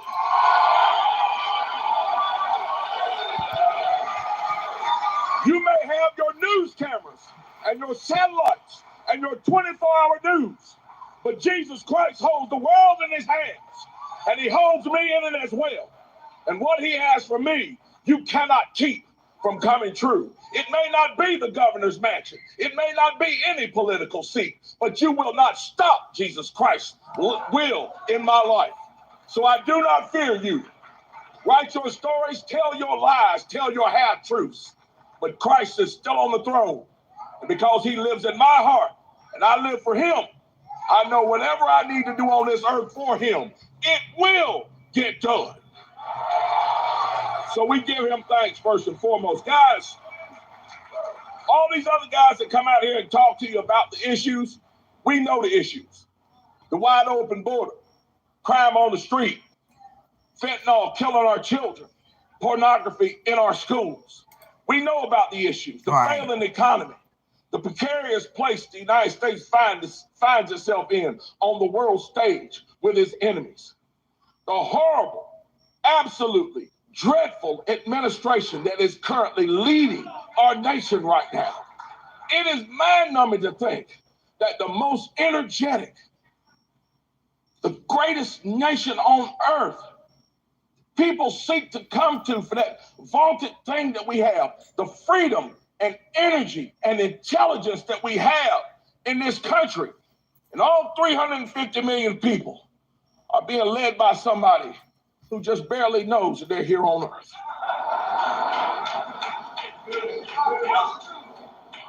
We know what the issues are. But I didn't really come here to go into details about the issues. What I really came here to do, I came here to get something started.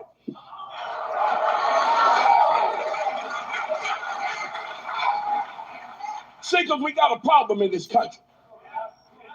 We got a bunch of clapper-trap people that sit behind news media desks that want to talk about fake trials for President Trump. Turn the television on, they talk about first one actor and then another actor, talking about all manners of foolishness. Talking about MAGA Republicans being the most dangerous people on earth. I don't know, I didn't see any MAGA Republicans on 9/11 blowing up buildings and airplanes. I don't think any MAGA Republicans were over in Israel murdering people. Okay. And I don't think Democrats. a MAGA Republican gave them the money to be able to do it. But they can send 150 See, we got folks in this country billion. that don't want to talk about the substantive issues that all of us face. Right, Michael, Things you're that one we of just them. talked about, that wide open border, the precarious place we find ourselves with safety and security on the world stage. They don't want to talk about your pocketbook. They don't want to talk about the fact that your children are in schools where we spend millions upon millions upon millions of dollars for those schools, and the children can't read on the grade level. They don't want to talk about that. They don't want to talk about the fact that every single solitary policy that they propose and then pass yields horrible results. They don't want to talk about it. Why? Because it proves an essential truth.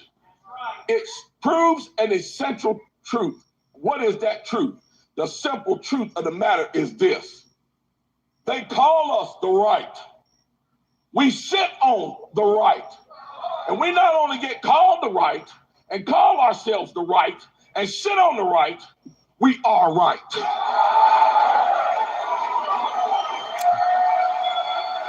We are right about every single solitary issue.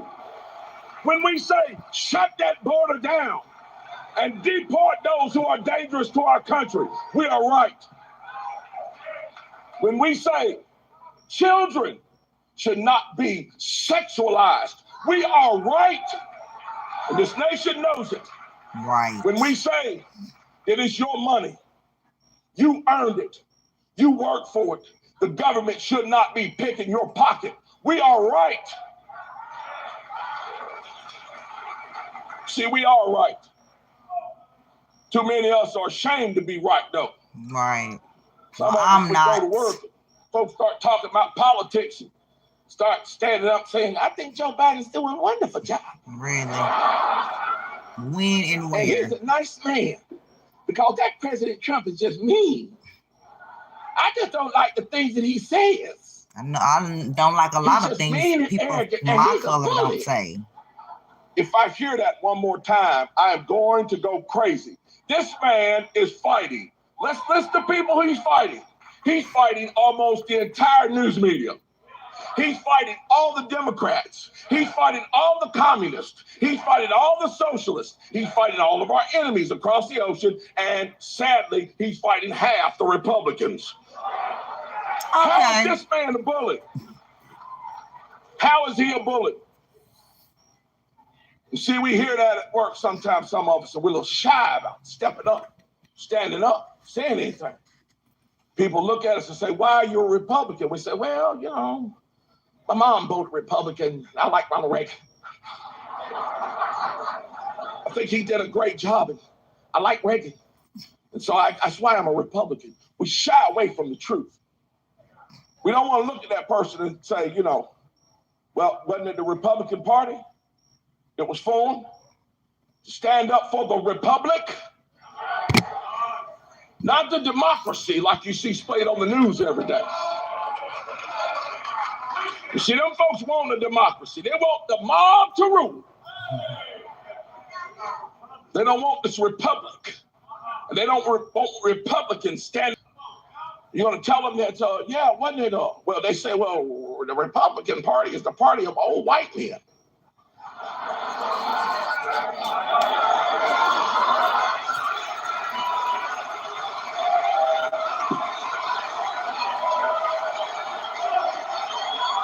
It's not coming off. And I'm definitely all woman. On that subject. Birth Wasn't 6 it the children. Republican Party that fought a war to free the slaves? Yeah, you know, the Republicans did that. How many Jim Crow laws were passed by Republicans? None. Wasn't it the Republicans who ended Jim Crow? Yes. Then you can take it even further and say, so you're a Democrat. Why are you a Democrat? Okay. You know the Democrats were the ones that were in favor of slavery. They were the ones in favor of the Confederacy. They were the ones that created Jim Crow. They are the ones that made the laws. And they are the ones that fought like hell to keep them. Until they found out a different way to enslave people. Instead of giving them welfare, instead of giving them slave shacks and shackles, they decided they were going to give them welfare checks and the ghetto. You see, there are truths that nobody wants to talk about. Right. Not the news media, not the college professors. I'm getting excited up here, guys.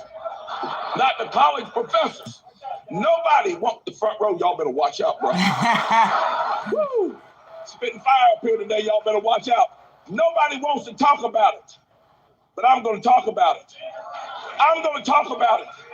And you Let's should talk too. about it. You should You should too. run and go tell the good news of why you're a Republican. I'm telling You can take it all the way back to 1860 and bring it all the way up right down to 2020. You look at the states that are run by Republicans. Look at what Sarah Huckabee Sanders is doing in Arkansas. Look at what Glenn Youngkin is doing in Virginia. Look at what Ron DeSantis is doing in Florida and Greg Abbott is doing in Texas.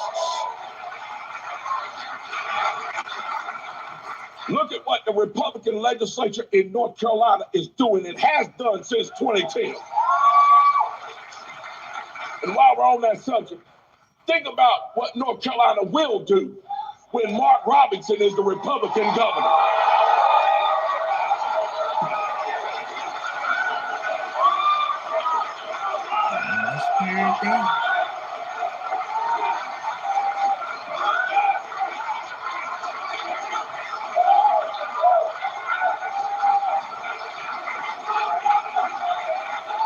You see, there's a truth that's got to be told.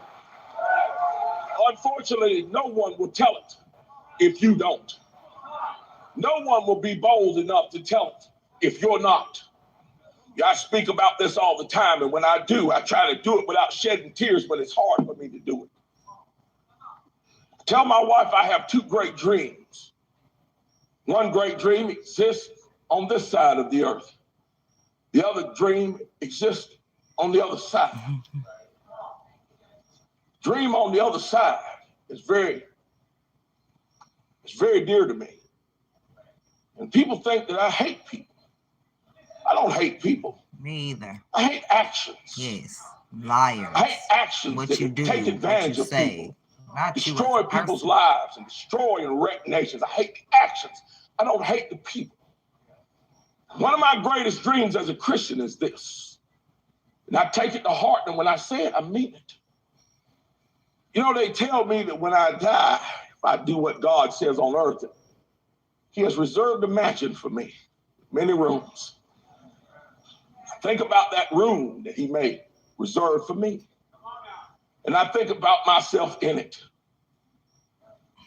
And if that place is like anything like down here on earth, maybe people would come and visit me.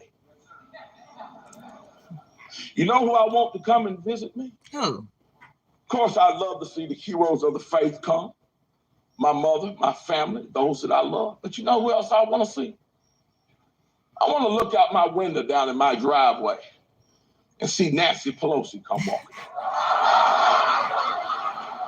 I'm serious. I want to see Joe Biden come walking up. I do. I do. I want to look down there and see my opponent, Josh Stein, come walking up. I want to look down there and see everybody who opposed me on earth, who called me an enemy on earth. I want to see them come walking up that driveway. You know why? Because it means they made it. Because they made it. Now, I don't want my opponent to make it to the governor's mansion. But I sure wouldn't mind if he made it to heaven. Because I don't hate anybody. And I want to see every single solitary person on this earth. I want to see their souls saved. Every single solitary person. And each and every one of us that calls ourselves a Christian should pray vehemently for their souls, that we would see them in heaven and forget about all this when we get up there. My second dream is this, and it's down here on earth. One day, years from now you look at them old photographs and you can tell what year they were taken. I want an old photograph to be sitting up on somebody's shelf in a home somewhere. I don't know where it may be. Could be here, some other place. And I want somebody to pull that photograph down and look at it and say, who is this man? And I want one of my grandchildren, great-grandchildren, or great-grandchildren, right here in the United States of America, to take that picture, hold it up over their head and say, this is my grandfather. And I live in freedom today because he was man enough to stand up and give me the same kind of freedom that he grew up in. To me, that would be the single greatest honor on this earth. Now, I sincerely hope that each and every one of you would want to have that honor as well. Now, before I leave you, I want to leave you with this. I definitely do.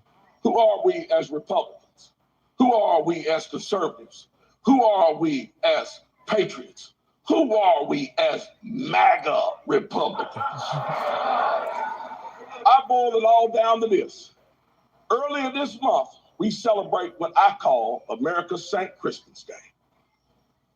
D-Day, June the 6th, 1944.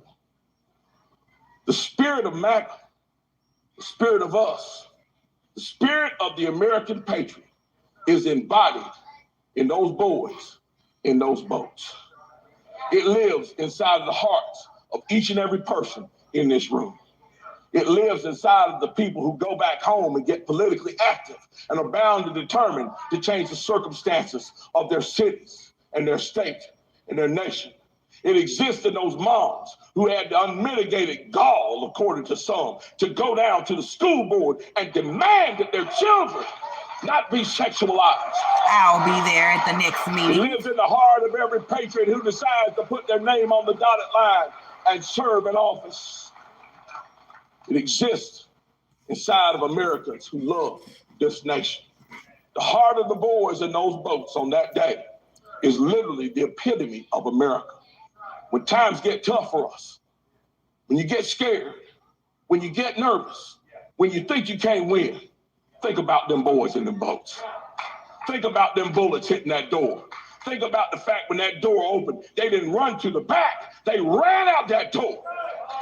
Bullets be damned. Death be damned. I'm here to save my country. You think about them. You remember them. And you remember their sacrifice was not in vain because it lives in you. And it lives in me. And it lives in all of us. Let's let that energize us to save this nation one more time. God bless you all, and God bless the United States of America. Thank you. What he said. He sure said a word. Why is my banner not showing?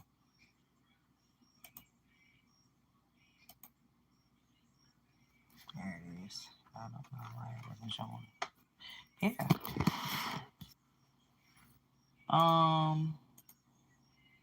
What else did someone say? Like we already heard Trump say he don't know what 2025 is, 2027, 2028.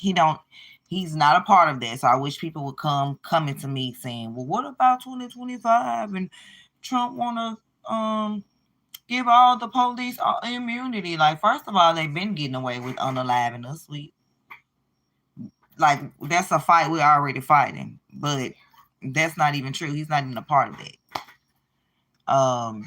I'd like to talk about, he's the reason that I heard Obama last night say about putting children in cages, but Obama is the one that built the cages. Obama built the cages, but yet he want to say we don't have to put children in cages and take them from their families when you the one built them. What else did he say? Michelle talking about, my parents were suspicious of people that took more than they needed. Yet you and Obama are almost billionaires yourselves. How you became billionaires from being a politician, I don't know. I would like to know. But you guys have a $10 million home in DC. Y'all have another $8 million home in Chicago, $11.2 million home in that you're getting built in Hawaii. But you're talking about being suspicious of people taking more than they need. Like you're not a middle class. When Obama was a senator, you guys were living in a $3 million, like y'all had a $3 million house then, but crying to the American people on hope and dreams, and me and Michelle, we so poor with our daughters, and we're just trying to make it as middle class people and all that. All the lies. And I fell for them. I did. I fell for them in 2008. Fell for them again in 2012. I will not fall for them again. So, I won't. Where is it? It was something. No, I won't. I'm not falling for it. I won't. So call me whatever kind of names, Candace Mayo, Shantae Owens, whatever, whatever types of names. It don't even matter. Because we need to wake up. And she's not for us. She's definitely not. Definitely not. Maybe you know some of these guys. Never not. To buy the... And here, this is a part of what I was talking about as far as them having $1 million homes.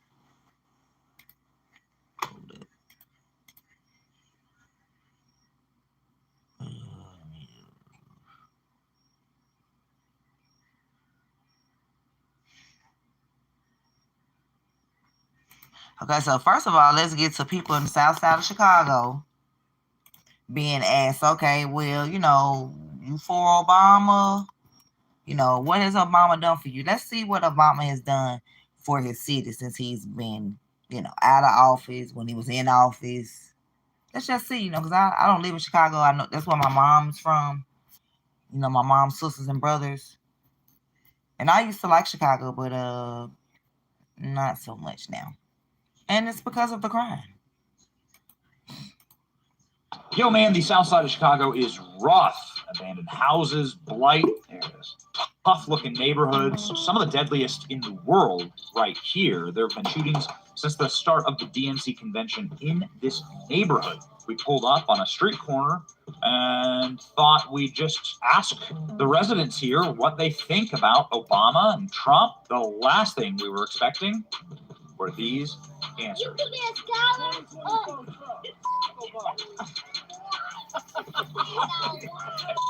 We didn't find a single person say a single nice thing about Barack Obama. I vote for Trump. We talked like 2,000 people. I go for Donald Trump. Every one of them. I go for Trump. Who are you voting for in 2024? Trump too. Told us Trump. And why is that, man? He the best president ever. He never did anything since he been in office. Yeah. And I'm glad he out. Trump, the best. Barack Obama, I ain't got no message for him. I don't mess with Barack Obama. Yeah. No, I'm a Trump supporter. I'll do more for black people and care more about black people. And Barack Obama ain't black. Just to let that be known. Right. What about Kamala Harris? I don't f with her either. All Trump. Trump all day. Yeah. What's your message to Donald Trump today? Keep going. Keep going. Come get us, man. We waiting on you. I love this guy right here. Let me get this guy. So, okay, you get the point. I mean, it'll go on and on and on. What's going on? Yeah, that doesn't surprise me at all. You know, I spent 8 years in prison, you know, and when Trump first ran in 2016, I saw some of the guys, my friends, the black guys, and they love Trump. They love his authentic style, but he's so not a politician, not that phony baloney stuff. And now the years have gone by, and they had a taste of Trump for 4 years as president, the black community did, and they saw that, you know, things improved in their lives. You know, the employment for black people was way up, wages were up, cost of living was down, and Trump was on the side of protecting those neighborhoods. In other words, we need police in those neighborhoods. You know, here in Chicago, in that neighborhood, for example, you're 20 times more likely to be a victim of a homicide in that neighborhood than you are in the neighborhoods where the white people live. And we're a very segregated city. Obama let them down. There was a great deal of promise and hope as the first, you know, half-black president in American history. He claimed to be a community activist, but I know him really well. I've known him since 1995, and I know David Axelrod real well. He worked for both of us. My strong suspicion is that Obama showed up to one community meeting for like a half an hour so he can say he was a community activist, and then did his politics. And he did it for that reason, for politics. He's a very selfish guy. And that library that he's building over there in Hyde Park, that beautiful area with parks, and that huge edifice that he's building against the wishes of the community, because they wanted to keep the parks that way. And the fact that he didn't choose to put it in a further west in like an Englewood, just doing what he want to do, huh? Far from there, where poor people live, or could have created jobs and opportunities. Another example of how he puts himself and, you know, his legacy and those things ahead of just everyday people. And I think the community that you just talked to, the men and women in the black community, I think they see that and realize that. And, you know, they had great hope when he was president, that things in their lives would improve. But today, after Obama, and now after 3 years of Biden and Harris, what they have are still the same things: high crime, inferior schools, inferior health care. The public schools in Chicago are terrible. And the resistance of the Democrat establishment to try anything new that can give those kids a chance in the poor neighborhoods to learn something and get out of those neighborhoods and build a better life. That's a racist thing, really, the resistance of the public school lobby and the Democrat politicians who cave into those public school lobbyists. I went to public school in Chicago, and I was supported by the teachers' unions, but they've gone really crazy now. And the fact that they're unwilling to even consider anything that would improve the quality of education for children, because it gets in the way of their power, it gets in the way of what they're mostly concerned about, and that's their pensions for their teachers, not smaller class sizes, or, you know, holding teachers accountable to teach kids better, or improving the conditions in those communities, in those areas, so the kids can learn better. It's really a form of, a soft form of racism, if not even worse than a soft form, because those are black kids who can't learn and they can never get out of those communities. And the Democrats have done this to the black community for generations. They're not the friends of the black community. They use the black community and black voters for the votes, and they could get away with it for a long time because the old Republican Party under Bush and Cheney and Romney and those type of Republicans were never interested in doing anything for black people. Trump is.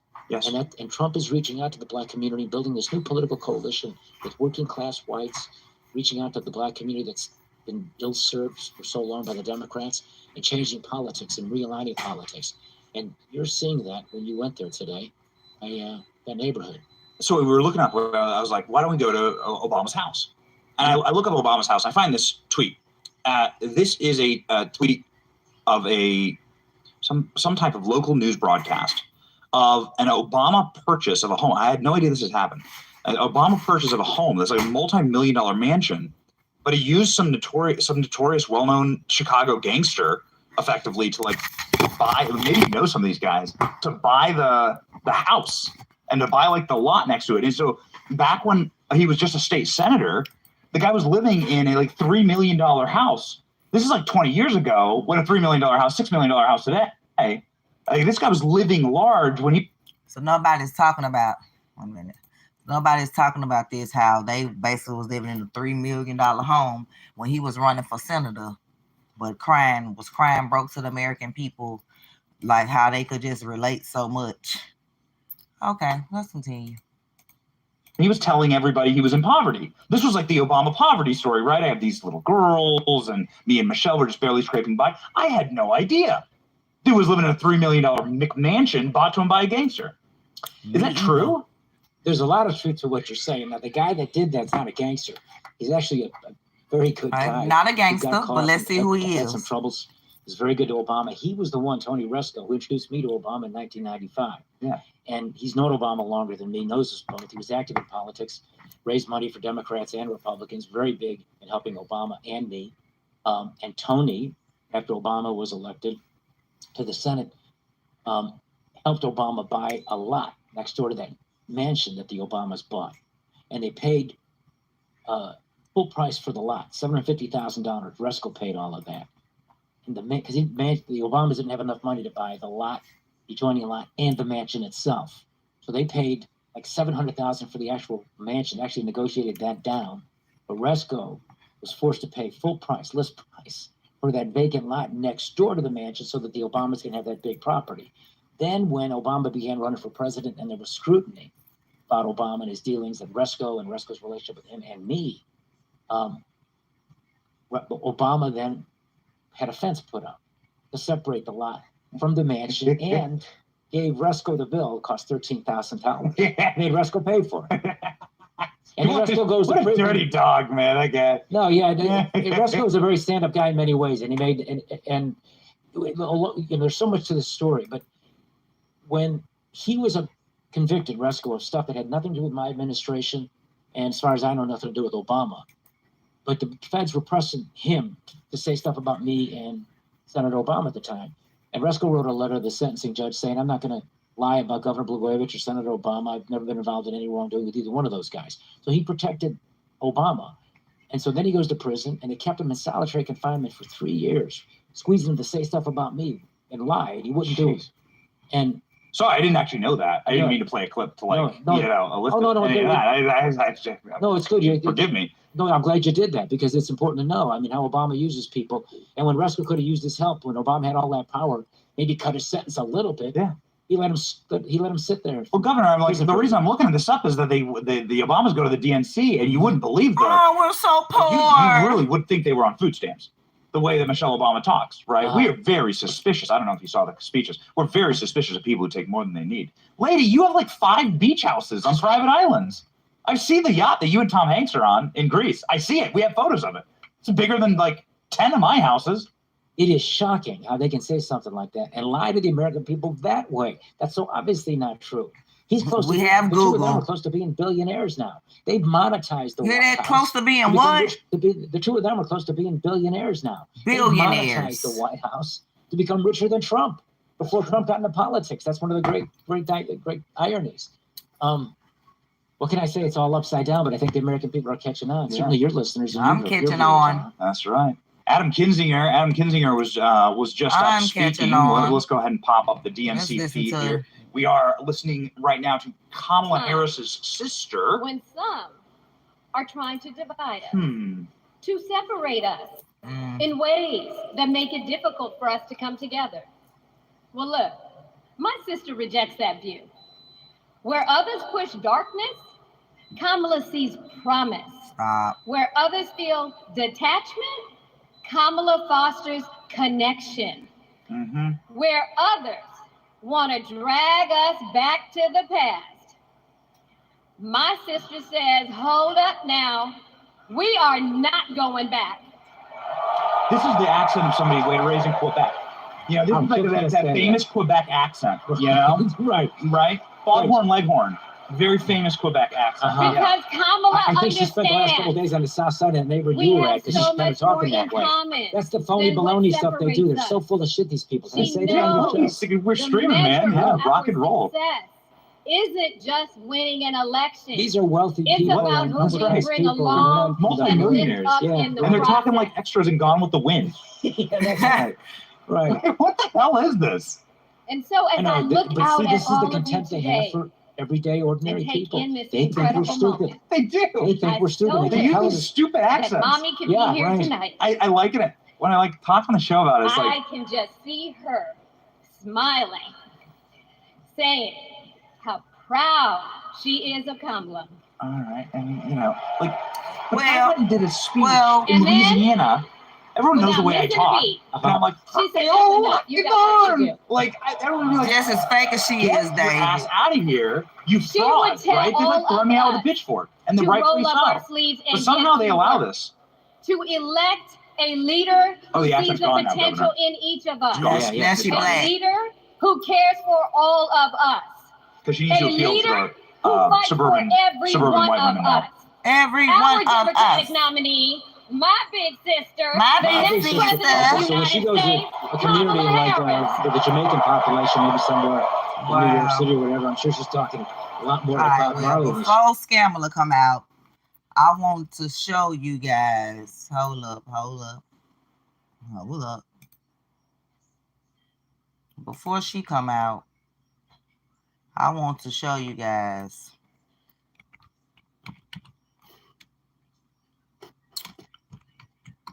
Yeah, you know, just before she come out, you know, that's probably why she don't mention her dad. You know, cause he said he not playing these games with Kamala. Wait a minute, let me get to it. Right here. Pause. Fix the quality. Make it bigger. Pause. Yeah. Share this screen instead.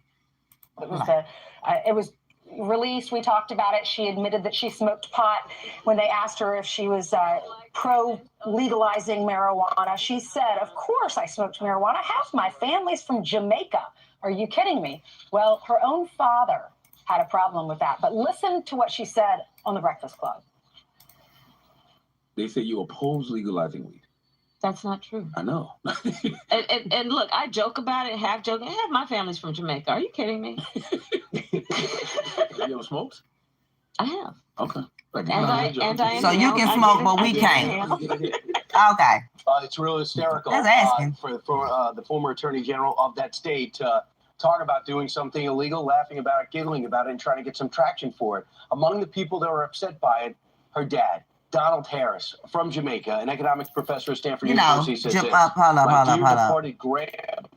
Being from Jamaica doesn't make you black, okay? I just want to put that out there. Being from Jamaica does not make you black, okay? There are Indian Jamaicans, Chinese Jamaicans, European Jamaicans, African Jamaicans, white Jamaicans, Irish Jamaicans. All right, I just want to say that real quick. Mothers, as well as my deceased parents, must be turning in their grave right now to see their family's name, reputation, and proud Jamaican identity being connected in any way, jokingly or not, with the fraudulent stereotype of pot-smoking, joy-seeking, and in pursuit of identity politics. Man, what a blast at his daughter who wants to be the next president. No kidding. He added, and he had sent this statement to Jamaica Global Online. He said, "Speaking for myself and my immediate Jamaican family, we wish to categorically disassociate ourselves from this travesty." The campaign had no comment. Bet they as of did. Yesterday. It should be pointed out that Kamala Harris's parents divorced when she was younger. and her mother raised her and her sister. But her father still had a big part of her life. Absolutely. Even Absolutely. Without, even Okay. beyond Okay. Jamaican, Yeah. this is Just the wanted thing that to I have a hard point that time out. Like, okay. Okay. So again, just because you're from Jamaica does not make you black. It does not make you black. Wait a minute, this is before they bring her up here on.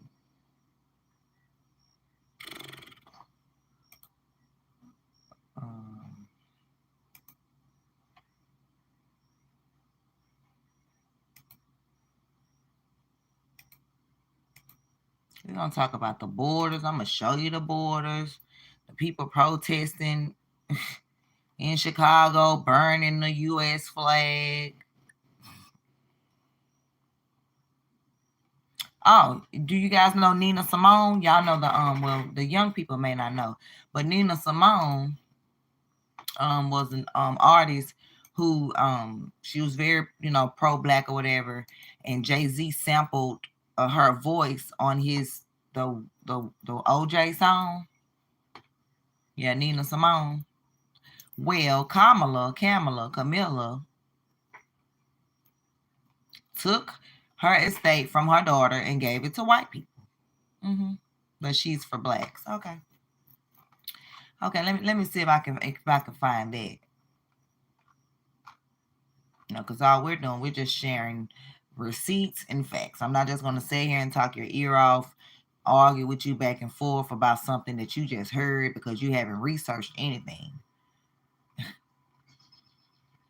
Because if you research, you can clearly see where she gave the Asians $26.9 billion. But they'll say she didn't. Or they say she wasn't the reason for inflation when she was. They'll say she's not the reason for taxes on tips when she is. They'll say she's... Okay. They'll say she's not the reason California's in shambles. She's not the reason where a guy by the name, I cannot remember his name, but he was arrested and framed and given 50 years for a murder he didn't commit. And she knew that he didn't commit this murder.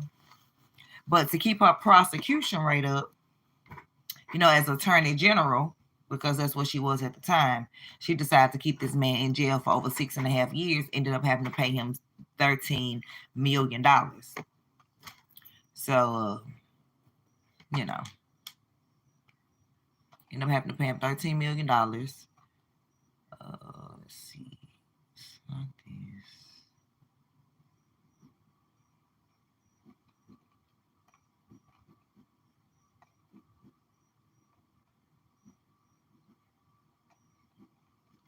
And I noticed like one of those ladies was like, Kamala mom was a breast cancer researcher or whatever. Okay, kudos to her. But my college roommate, Dr. Hadia Green, found the cure for cancer, but she can't get $10 million to start trials on humans to save America, to save the world. She can't get. Let me share this real quick. She can't get $10 million. But here's the cure. Here's the cure right here with and what it is it's a treatment. We've seen this thing. Hold up. It's a treatment. Smith Cancer Research that basically Foundation treats the tumor directly. It doesn't treat your entire body, meaning makes your hair fall out, make you vomit, make your fingernails turn black. All these side effects of chemo and radiation and all that.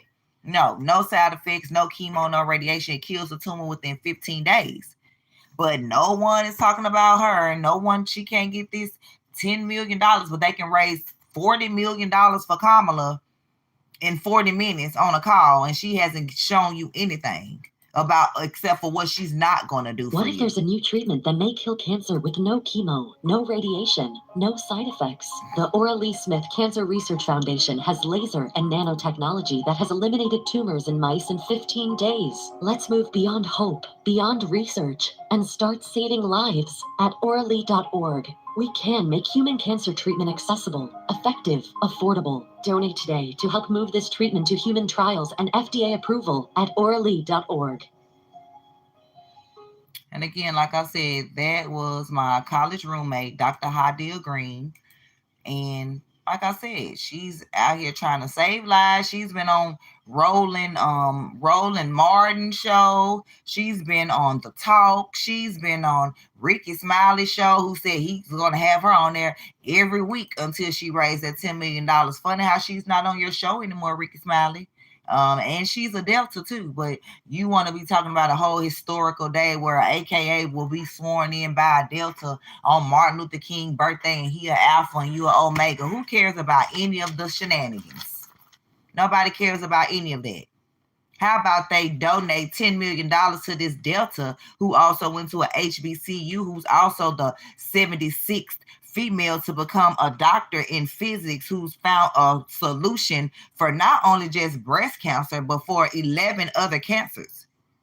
She's been fighting this fight for over 8 years. Her research is not for sale because, of course, they've been trying to buy it for millions because they want to shelve it, because they don't want the pharmaceutical companies to lose out on their money, because it's all about, money. They want America to stay sick. They don't want a cure for chronic illnesses. You heard RFJ Jr.? They don't want a cure for illnesses. Republicans and Democrats are both in cahoots with the pharmaceutical companies. You heard him. I'm not one-sided. I'm for the truth, and I'm for what's right, and I'm for peace, and I'm for no war. But yeah, so let's see. That one's too long. Is this the one? I think this is the one on the show. Cancer has no respect for race, sex, or religion, and most of us have lost a loved one to cancer, or we know someone who is undergoing treatment for cancer. Maybe you are yourself. But what if I told you that we may be 1 year out from eliminating cancer in humans? It's already been proven in laboratory mice. Let me show you what I'm talking about. This is the tumor in a mouse, and with cutting-edge laser... Y'all see the date on this? 2014. She been fighting to get $10 million. $10 million. It can't even get $10 million to save the human race, because cancer doesn't have a gender. Cancer doesn't have a sex. That's the same thing. Cancer doesn't have a nationality. I know some cancers tend to hit others, more than others, and that's just because of the poisons that's in the foods that we're eating. But cancer affects every person. Nanotherapy in just 15 days, and one single treatment, it's gone without any observable side effects. Tonight, an exclusive interview with the researcher behind this technology, who said cancer picked the wrong family and how she is at the helm of a cancer revolution. Cancer picked a fight with the wrong family. It took the only parents Dr. Hadia Nicole Green ever knew. For her, it's not about statistics, it's personal. My biological mother passed when I was 18 months.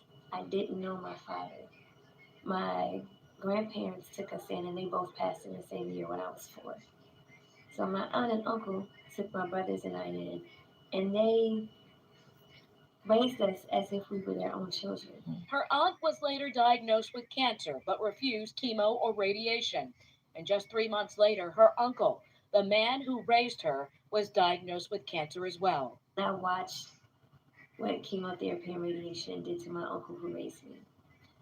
And I saw him lose 150 pounds, all of his hair, all of his eyelashes, his eyebrows. I watched his fingers turn black.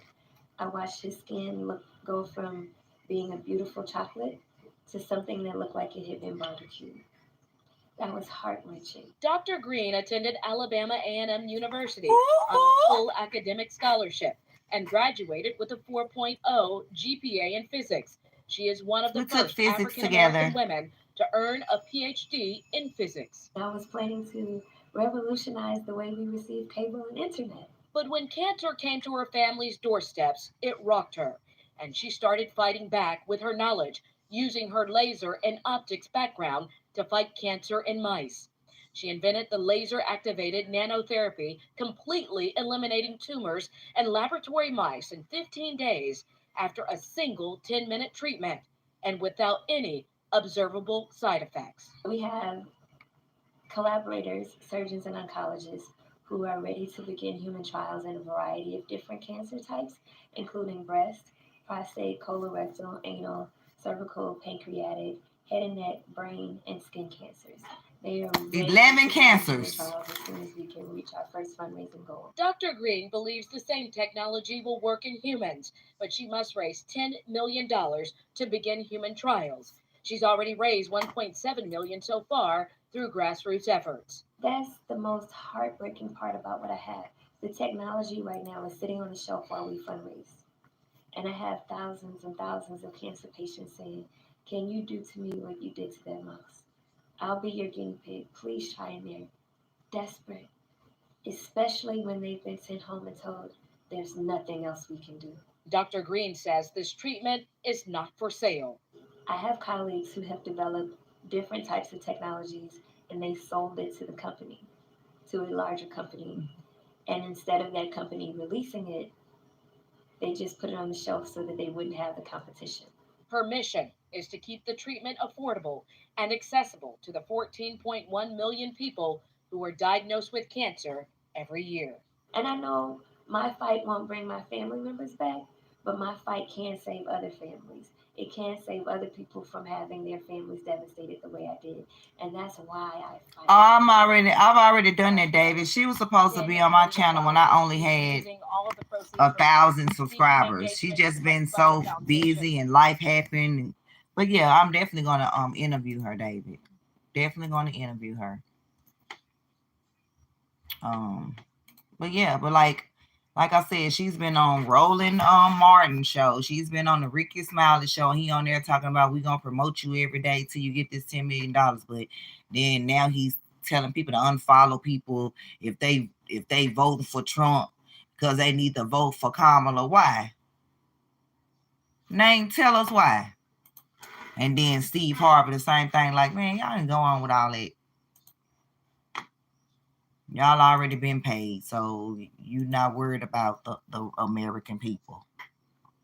Y'all already been paid. Y'all could care less about any other person.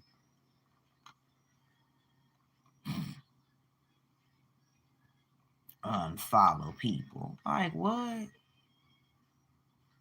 Even Roland Martin and stuff that you've been seeing. Like, now one of y'all have had her back. She was back on Roland Martin show. So she was on Roland Martin show twice. So I guess I can say he kept his word. I don't know how, if he said, she can come back as much as she want, which I think he did. Definitely know Ricky Smiley said she can come back, you can come back as much as you want.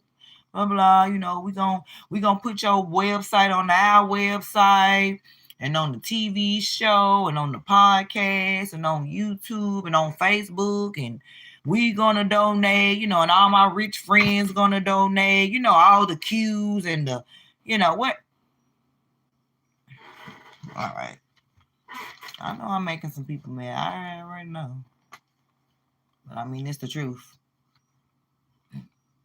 If you can raise $40 million in 40 minutes for somebody that has shown you nothing just because she's an AKA and went to a HBCU, then you should be able to raise $10 million for someone who's found the cure for cancer in mice and needs to do human trials with all the millions of people diagnosed with cancer every year.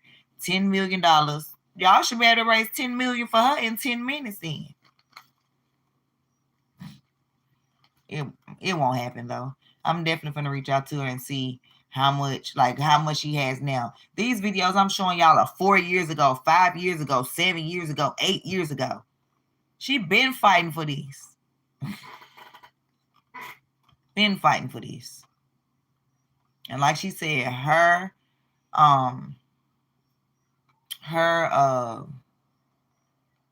product is not for sale.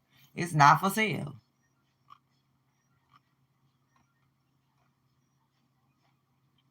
I was gonna see her on the top, but they frauds too. I don't even want to show her on the talk. Like,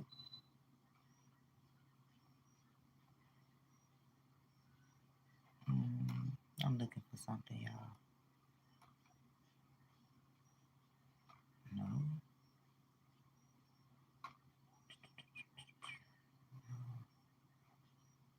And then nobody's talking about the protest that's going on outside of the DNC. Nobody's talking about that. I'll just show y'all a little snippet of it. Just a little snippet.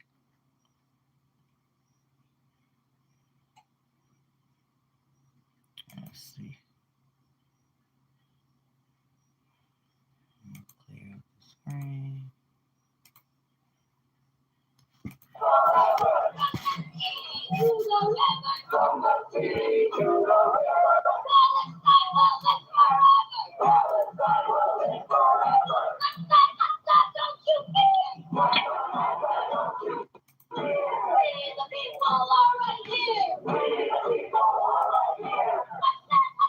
A lot of people.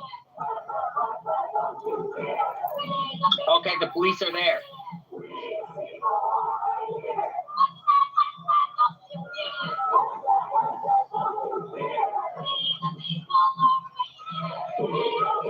So we'll see what's up with this and where this goes. Let's see.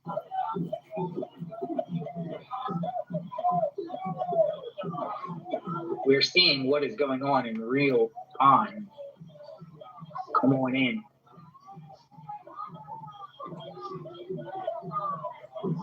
JLR investigates. Like protests all night. So while they in there having fun and having concerts and having Lil Jon perform at the DNC, this is what's happening outside. Protesters.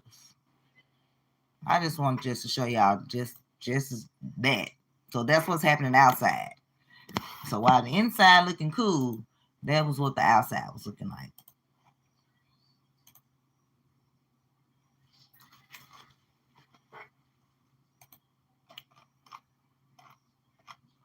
I'm trying to find the Nina Simone thing where she basically stole Nina Simone's estate from her daughter and gave it to white people. So I'm trying to figure out who she's for. They're sending billions to Ukraine, billions to these other countries, but can't do nothing for you. So, I mean, she's doing stuff for, let's see, I had took some notes.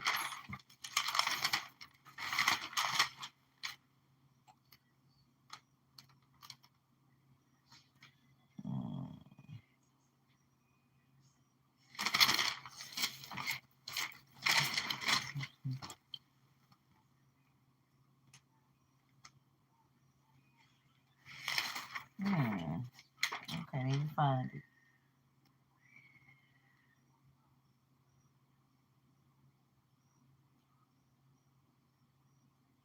Yeah, the DNC, all the people hollering, do something, do something, do something. You do realize your people been in office for 3.5 years. They could have done something, done something, done something. Like, are we supposed to be brainwashed and not know that she's already in the office? We just supposed to just be quiet about all it. I know. You're supposed to act like day one for her was not 3.5 years ago. We just supposed to act like November, if she gets in, like that's going to be day one, and she's going to do all these things for us. Right, Mimi Baldwin. Like, I don't know who else to like. It's like, who else do she need to talk to? Because if I get anywhere near Trump, you best believe her name's coming up. If I get anywhere near RFJ Jr., her name's coming up. Oh, God. Am my eye running or am I in tears? Oh. I just think about all the millions of Americans that die from cancer that don't have to.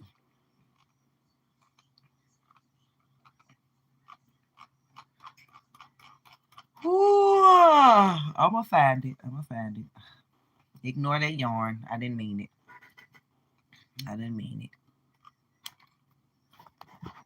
I'm not tired. I'm just tired of the BS. That's what it is. Tired of having to say the same thing over and over and over and over. Over and over and over. So Kamala said she's gonna give y'all 25,000 first-time buyers for a home, right?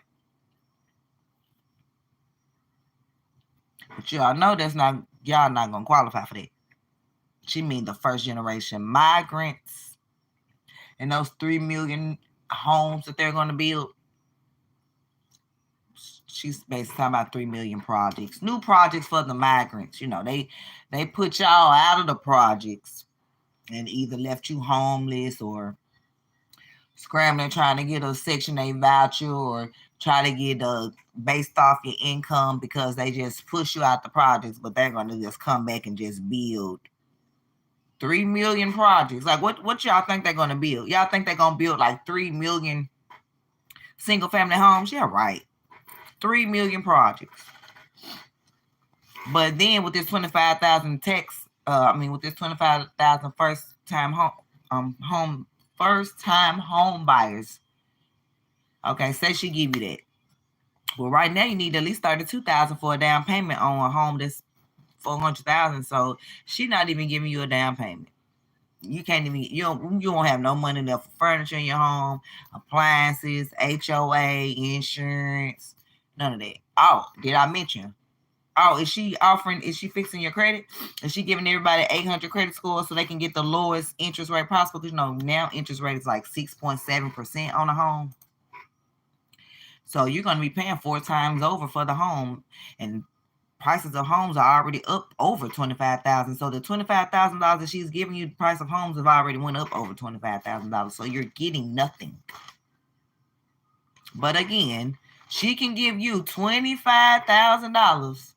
$25,000 towards a home, just a little measly $25,000. But for some reason, they found $26.4 billion for the Asians. They found $26.4 billion for Asians last year. 17.3 billion for them in 2023. But she just want to give you $25,000. Okay. She just want to give you $25,000 when the trillions of dollars that she spent on this inflation reduction plan, she could have built 8 million homes or gave every Black American $300,000. But y'all keep being happy with the bare minimum. Like Angela said, and I don't agree with everything Angela said, like Angela said, the government is just like somebody that act like they want to help you, give you just enough. And the minute you look like you're about to do a little bit better for yourself, let me snatch that away from you real quick. Yeah, that's what they do. Yeah. They taking your children's health care, giving it to them. They taking your housing, giving it to them. They giving them $14,000 in food stamps, giving them $2,000 in cash. Giving them small business loans, letting them come buy your small business, and you crying, you work so hard for your small business, but yet they giving it to them. They're allowing them to come buy your food truck off you straight. They don't have to go to the dealership to purchase a food truck like what you had to go through to purchase it. Oh, no. They can just buy directly from the Black person that's struggling with their food truck. They can't get a $500 loan to keep their food truck. Oh, you don't believe me? We can watch it. You don't believe me? I got time tonight. It's Freedom Friday, and I'm pushing for freedom for everybody. And I just time. We want time freedom, personal freedom, and time freedom, personal freedom, and financial freedom. We want it all. We want all 3 of the freedoms. We want all 3 of the freedoms. No, I'm gonna find it. I'm looking for it. We on a road tonight. But before I find that, let me show you where even Grant Cardone said that Kamala could have given Black Americans $300,000 or She could have built 8 million homes. Instead of Kamala and Biden wasting money on these bad deals, like the Inflation Reduction Act, the money could have been used to finally deal with the long-suffering elephant in the room. When Grant is talking about money to blacks, hold up, I'm going back. The black, but you get there for paying the mortgage to keep the house. High interest rates. Hold up. Price gouging is going to be incredibly difficult beyond anything else. On housing, she said at the end of her first term, she hopes to have those 3 million houses built. But in order to do that, a lot of these home builders, and they are saying that they'll provide incentives, they're going to have to borrow money. And we know interest rates are really high. So a lot of that's going to depend on mortgage rates coming down, which could end up fueling house prices even higher if people start buying. But also home builders are going to want to be able to borrow at lower rates as well. I mean, I can pick out a whole host of other things where the devil's going to be in the detail, and it's all going to be about the execution. Yeah, Angel, look, Kamala Harris is either financially illiterate or she believes her audience is.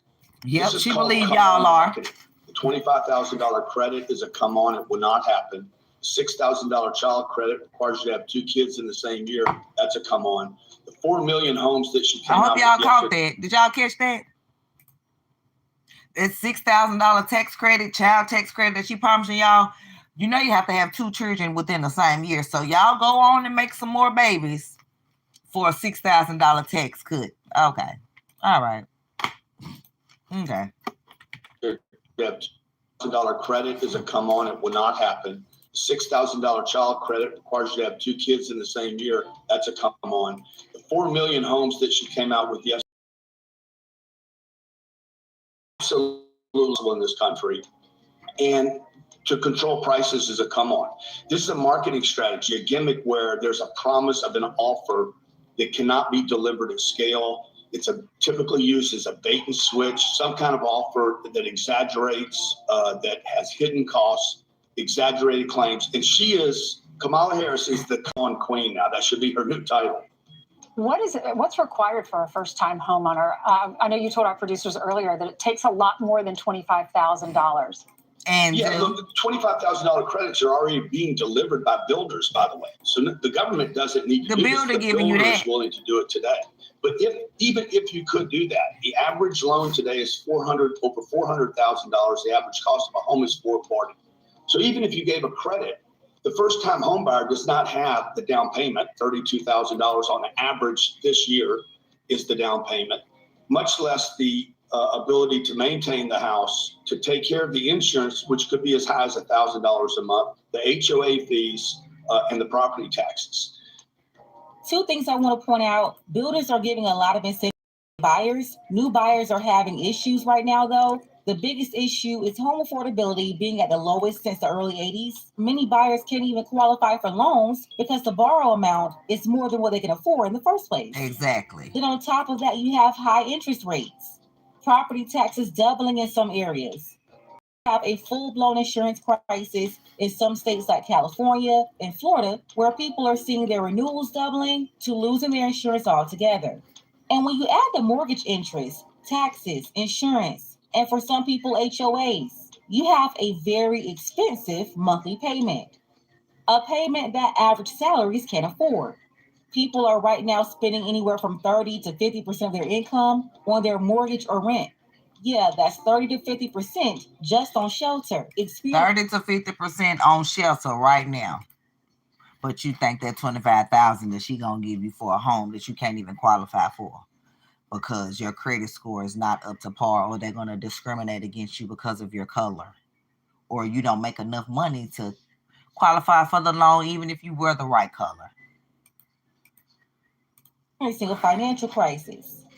As far as home buyers, this doesn't even include maintenance or any other surprises that come along with home ownership. If you're actively living in a house, things are going to break and you can't call the landlord to fix it. You can unexpectedly have to pay for a new water heater, a furnace. And don't talk about the AC. Your AC breaking down in the summertime is a total nightmare. You know, or your heat in the winter. Friday night, 95 degrees and 110 degrees inside your house. That's insufferable. Welcome back to the show. This is what the Democrats do for you right here. Hey, it's 7 p.m. Friday. It's 95 degrees. I ain't got no sunburn because I got sunscreen on me. I'ma show my forecast for the rest of the week. How are we gonna cool off in this kind of heat? Turn on all the fans. Turn on the AC. Turn down all the blinds because it's hot and sticky. 60% chance that a cold front will advance. Till then it's hot as Hades. Now let's hit this dance. It's 7 p.m. Friday. It's 95 degrees. Okay. The severity of being miserably hot and having to shell out thousands of dollars on repairs can be devastating if you don't have the extra money for it. And we've all seen the reports that most Americans don't even have $1,000 set aside for an emergency. And don't. Issues with the water, pipes, roofing. It's really a lot to be responsible for, and that responsibility is expensive. A bunch of cackling and laughter is not going to fix that. It's not going to fix it or pay for it. And you're going to need even more of it since we've experienced all this inflation under the Biden-Harris administration. The Inflation Reduction Act just turned 2 years old a couple of days ago, and it was Kamala Harris who had the deciding vote in the Senate, not only as the vice president, but as the president of the Senate. All right. Happy anniversary, VP Harris. Today is the 2-year anniversary of the Inflation Reduction Act, in which you cast the deciding vote in the Senate. And now the cost of living for the American people is on average 20% more than it was when the act was passed. Even last year, President Biden admitted that the cost of living had gone up 15%, and yet you stayed the course. So yeah, because she doesn't care. Economy, high interest rates, and low home affordability is keeping a lot of millennials and Gen Z out of the housing market. Giving them $25,000 is only going to further increase the prices. If everybody's getting $25,000, then all the prices will just increase by at least $25,000. And if they can't afford to really qualify for the home on their own, in a few years we'll see more foreclosures as a result of people locking down mortgages that they clearly can't afford. Forget maintaining a house; they won't even be able to afford paying the mortgage to keep the house. And let's be honest, Harris mentioned that plan was going to help the first generation. When she's speaking on first generation, she's talking about immigrants. So basically, they're telling us that this $25,000 is going to put Americans in homes. No, what they're trying to do not is you, house though. those illegal immigrants. Not you. They're the ones that's new to the system, not us. We've been here forever. We've been here. So while she says she'll give $25,000 away, it's like the car dealer that says, look, the payments are going to be $90 a month and no money down, but you get there and you leave with a $500 or $600 payment. It's impossible to deliver, like the American Rescue Plan Act that delivered nothing to this country. It was $3.2 trillion. $3.2 trillion. 8 million homes, or it could have provided 48 million Black households with $300,000 in cash. But that didn't happen either. Let's hear that again. That delivered nothing to this country. It was $3.2 trillion. That could have built 8 million homes, or it could have provided 48 million Black households with $300,000 in cash. But that didn't happen either. Cardone said something interesting. He said instead of wasting a bunch of money that didn't help stimulate the economy at all and only made inflation worse, that money could have been used to build 8 million homes, or 48 million Black households could have received $300,000. Now, the Black people receiving money is the part that caught my attention. Of course, caught mine too. Hey, you know the reparations owed to the descendants of slaves? Well, instead of Kamala and Biden wasting money on these bad deals, like the Inflation Reduction Act, the money could have been used to finally deal with the long-suffering elephant in the room. When Grant is talking about money to Blacks, he's basically talking about reparations. But yeah, it was definitely a point that was interesting, considering Kamala Harris, the so-called Black American woman that's not Black American or Black, she's in office right now, and she already told us she would never do anything for Black people. Y'all remember? So I'm not going to sit here and say I'm going to do something that's only going to benefit Black people. No. Oh, you want to hear that again? Office right now. Okay. And she already told us she would never do anything for Black people. Mm-hmm. So I'm not going to sit here and say I'm going to do something that's only going to benefit Black people. No. Oh, okay. No to us, but she could take money allocated for the Freedmen's Bank, money stolen from free Black Americans, the designation and benefits that she's now trying to spread across to other minorities. I mean, any and everybody except for us. Yep. And it's cool for her to take from us and tell us she's not going to give us anything. only to turn around and allocate over $26 billion alone to her AAPI community. Okay, specifically and using two federal programs, $20 billion in government contracts. And I already showed you that fact sheet. Here it is again for those in the back. 20 billion and 6.4 in 1 year in 2023. That is 26.4 billion. Then they got 17.3 billion in 2022. But she can say she's not going to do anything for you, but yet you still want to vote for her because she's possibly black, she's a woman, and she pledged AKA, and the Delta going to swear in on Martin Luther King's birthday, who was an alpha, and the Omega's going to be there. Like, who cares? Tracks to AAPI businesses and another $6 billion in funding. Remember, I reported on that over a week ago. That was for 2023 alone. The link to the full video is below, but it's amazing that you have a billionaire willing to tell the truth that they could have helped Black people with all that money. Meanwhile, you got Steve Harvey telling us to stop asking for tangibles. If we don't vote, how we gonna ask for something next time? If you ain't got no voting power, you talking about reparations. Ain't nobody finna give you no reparations and you don't vote. What? Oh, why you think they finna give us some money? No how, man. I hope they do. So why we can't think we getting money? Because you already been paid, Steve Harvey. So we can't think we're getting any money because you already been paid. That's why you was up on the stage saying what you saying. Don't call my radio station. This is an alley hoop. An alley hoop for what? I may not be living in the next 4 years.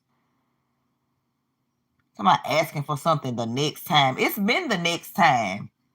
20 plus years. I've been voting since I was 21. Here I am, 43. And 2016 through 2020 was the best years I had in business, the best years I had in life. Even my daughter was like, Mom, we used to travel all the time, go everywhere. Only time we travel now is for dance. Because like I said, they dance, so we're going to make a way to make sure they get to their competitions and dance. But we used to travel outside of dance and outside of baseball. But inflation, get $700 worth of food, but it's really $300 worth of food.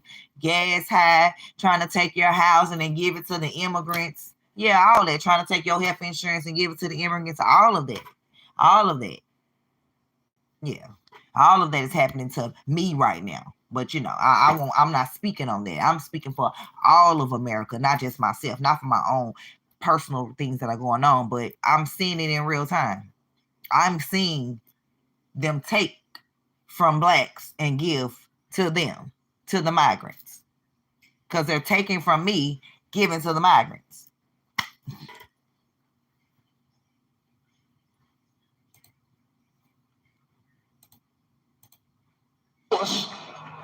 I go down there.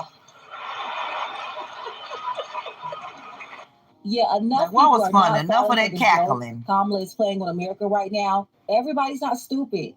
That may work with her newfound diehard supporters that just realized they liked her 30 days ago. But people looking at this with common sense can easily see that she's running game. When the Washington Post and CNN, the folks that's been worshiping this woman for weeks now, had to come out and be honest about her horrible economic. Yeah, even they said she could have paid $300,000 to Black people. Billionaire drops the bomb on the $25,000 little bitty first time buyer money she want to give y'all. CNN been dogging Trump and praising her. Now look, she's not getting the praise anymore. Not getting the praise anymore because they see she full of it and full of word salad and don't mean anything. Even they say the times demand serious economic ideas. Harris supplies gimmicks, like gimmicks and laughter and cackling and kikiing and cacaing. That's not what we need. We need help. And when I mean help, I mean a chance to succeed and not being held down because you're not Asian or you're not from Ukraine or you're not from Venezuela, you're not from Southern Asian descent. I'm gonna get up off here in a minute because I'm no one's listening. It don't matter because I'm gonna keep shouting to the rooftops. Keep shouting to the rooftops. Now we're gonna get into her taking Nina Simone's property from her daughter, giving it to white people. But she's free, y'all.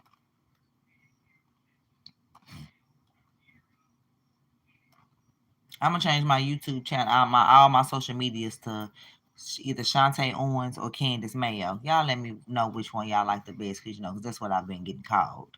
Like, are you kidding me? Candace is pro-life. You know, they're not, you know, I'm pro-life. No one's taking your rights away. No one's taking your rights away. You shouldn't want to go to Planned Parenthood anyway. I mean, the whole Margaret Sanger, this racist eugenist that basically wanted to make a cleaner race by getting rid of the blacks. You know, we want to exterminate the blacks, you know, make a cleaner race. But hey, don't believe me? Oh, yeah. Don't believe me? Okay. Just okay. But then I gotta bookmark one other video real quick, and then I'm gonna show you all about Planned Parenthood and the lies you've been told. Hold up. Not there.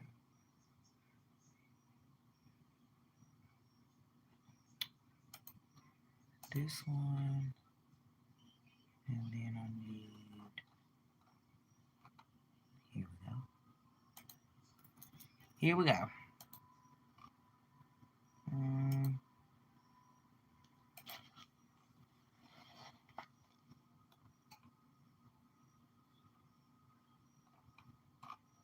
Okay.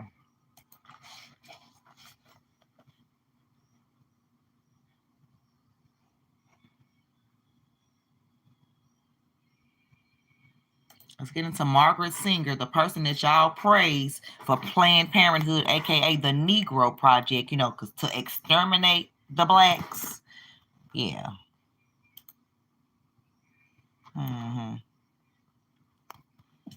But hey. And let me. As founder of the American Birth Control League, which later became Planned Parenthood, Margaret Sanger was no doubt a controversial figure with disturbing views on eugenics, race, and population control. Hold it. Clear my screen. While some argue she even wanted to exterminate the black race.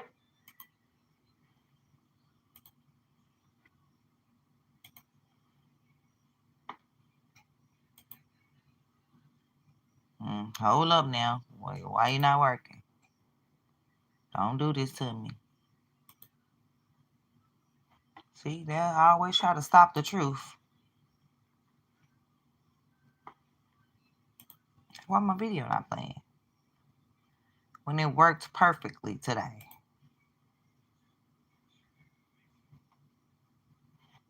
Hold up, let me stop sharing. And then share it again.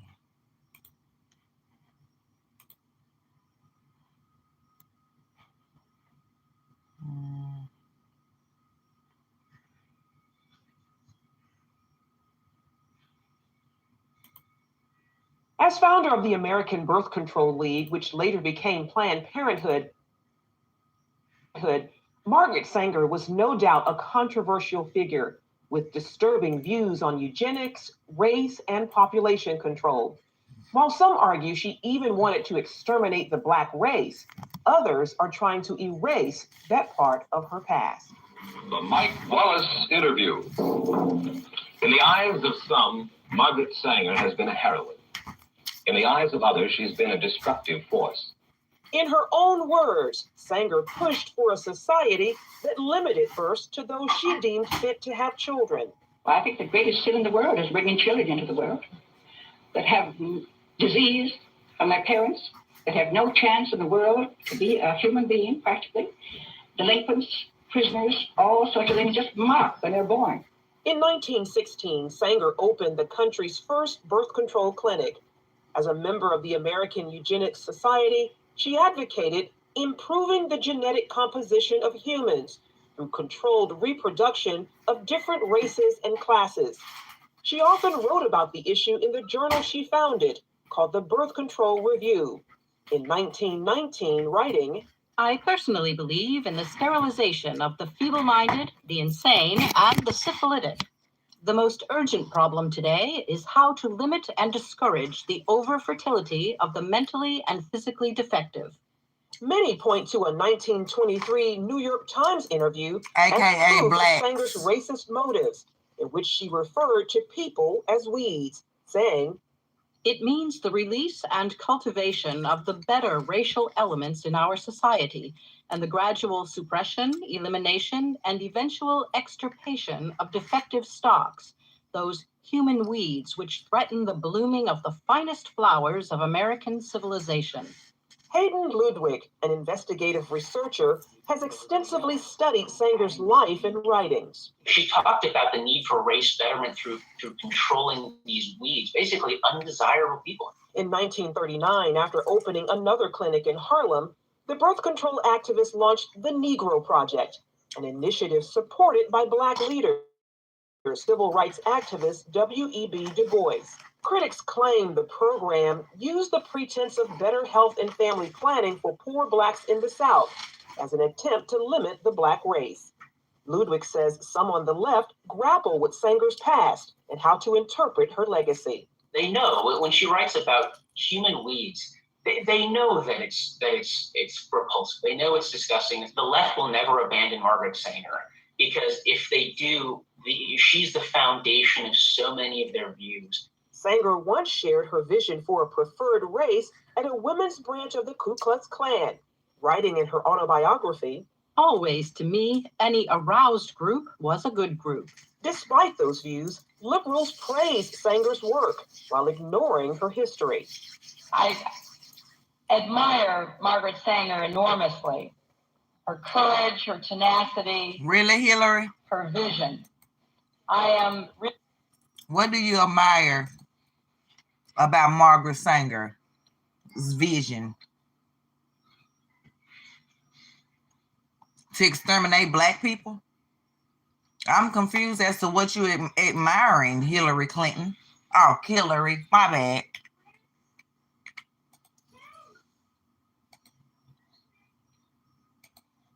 I admire Margaret Sanger enormously.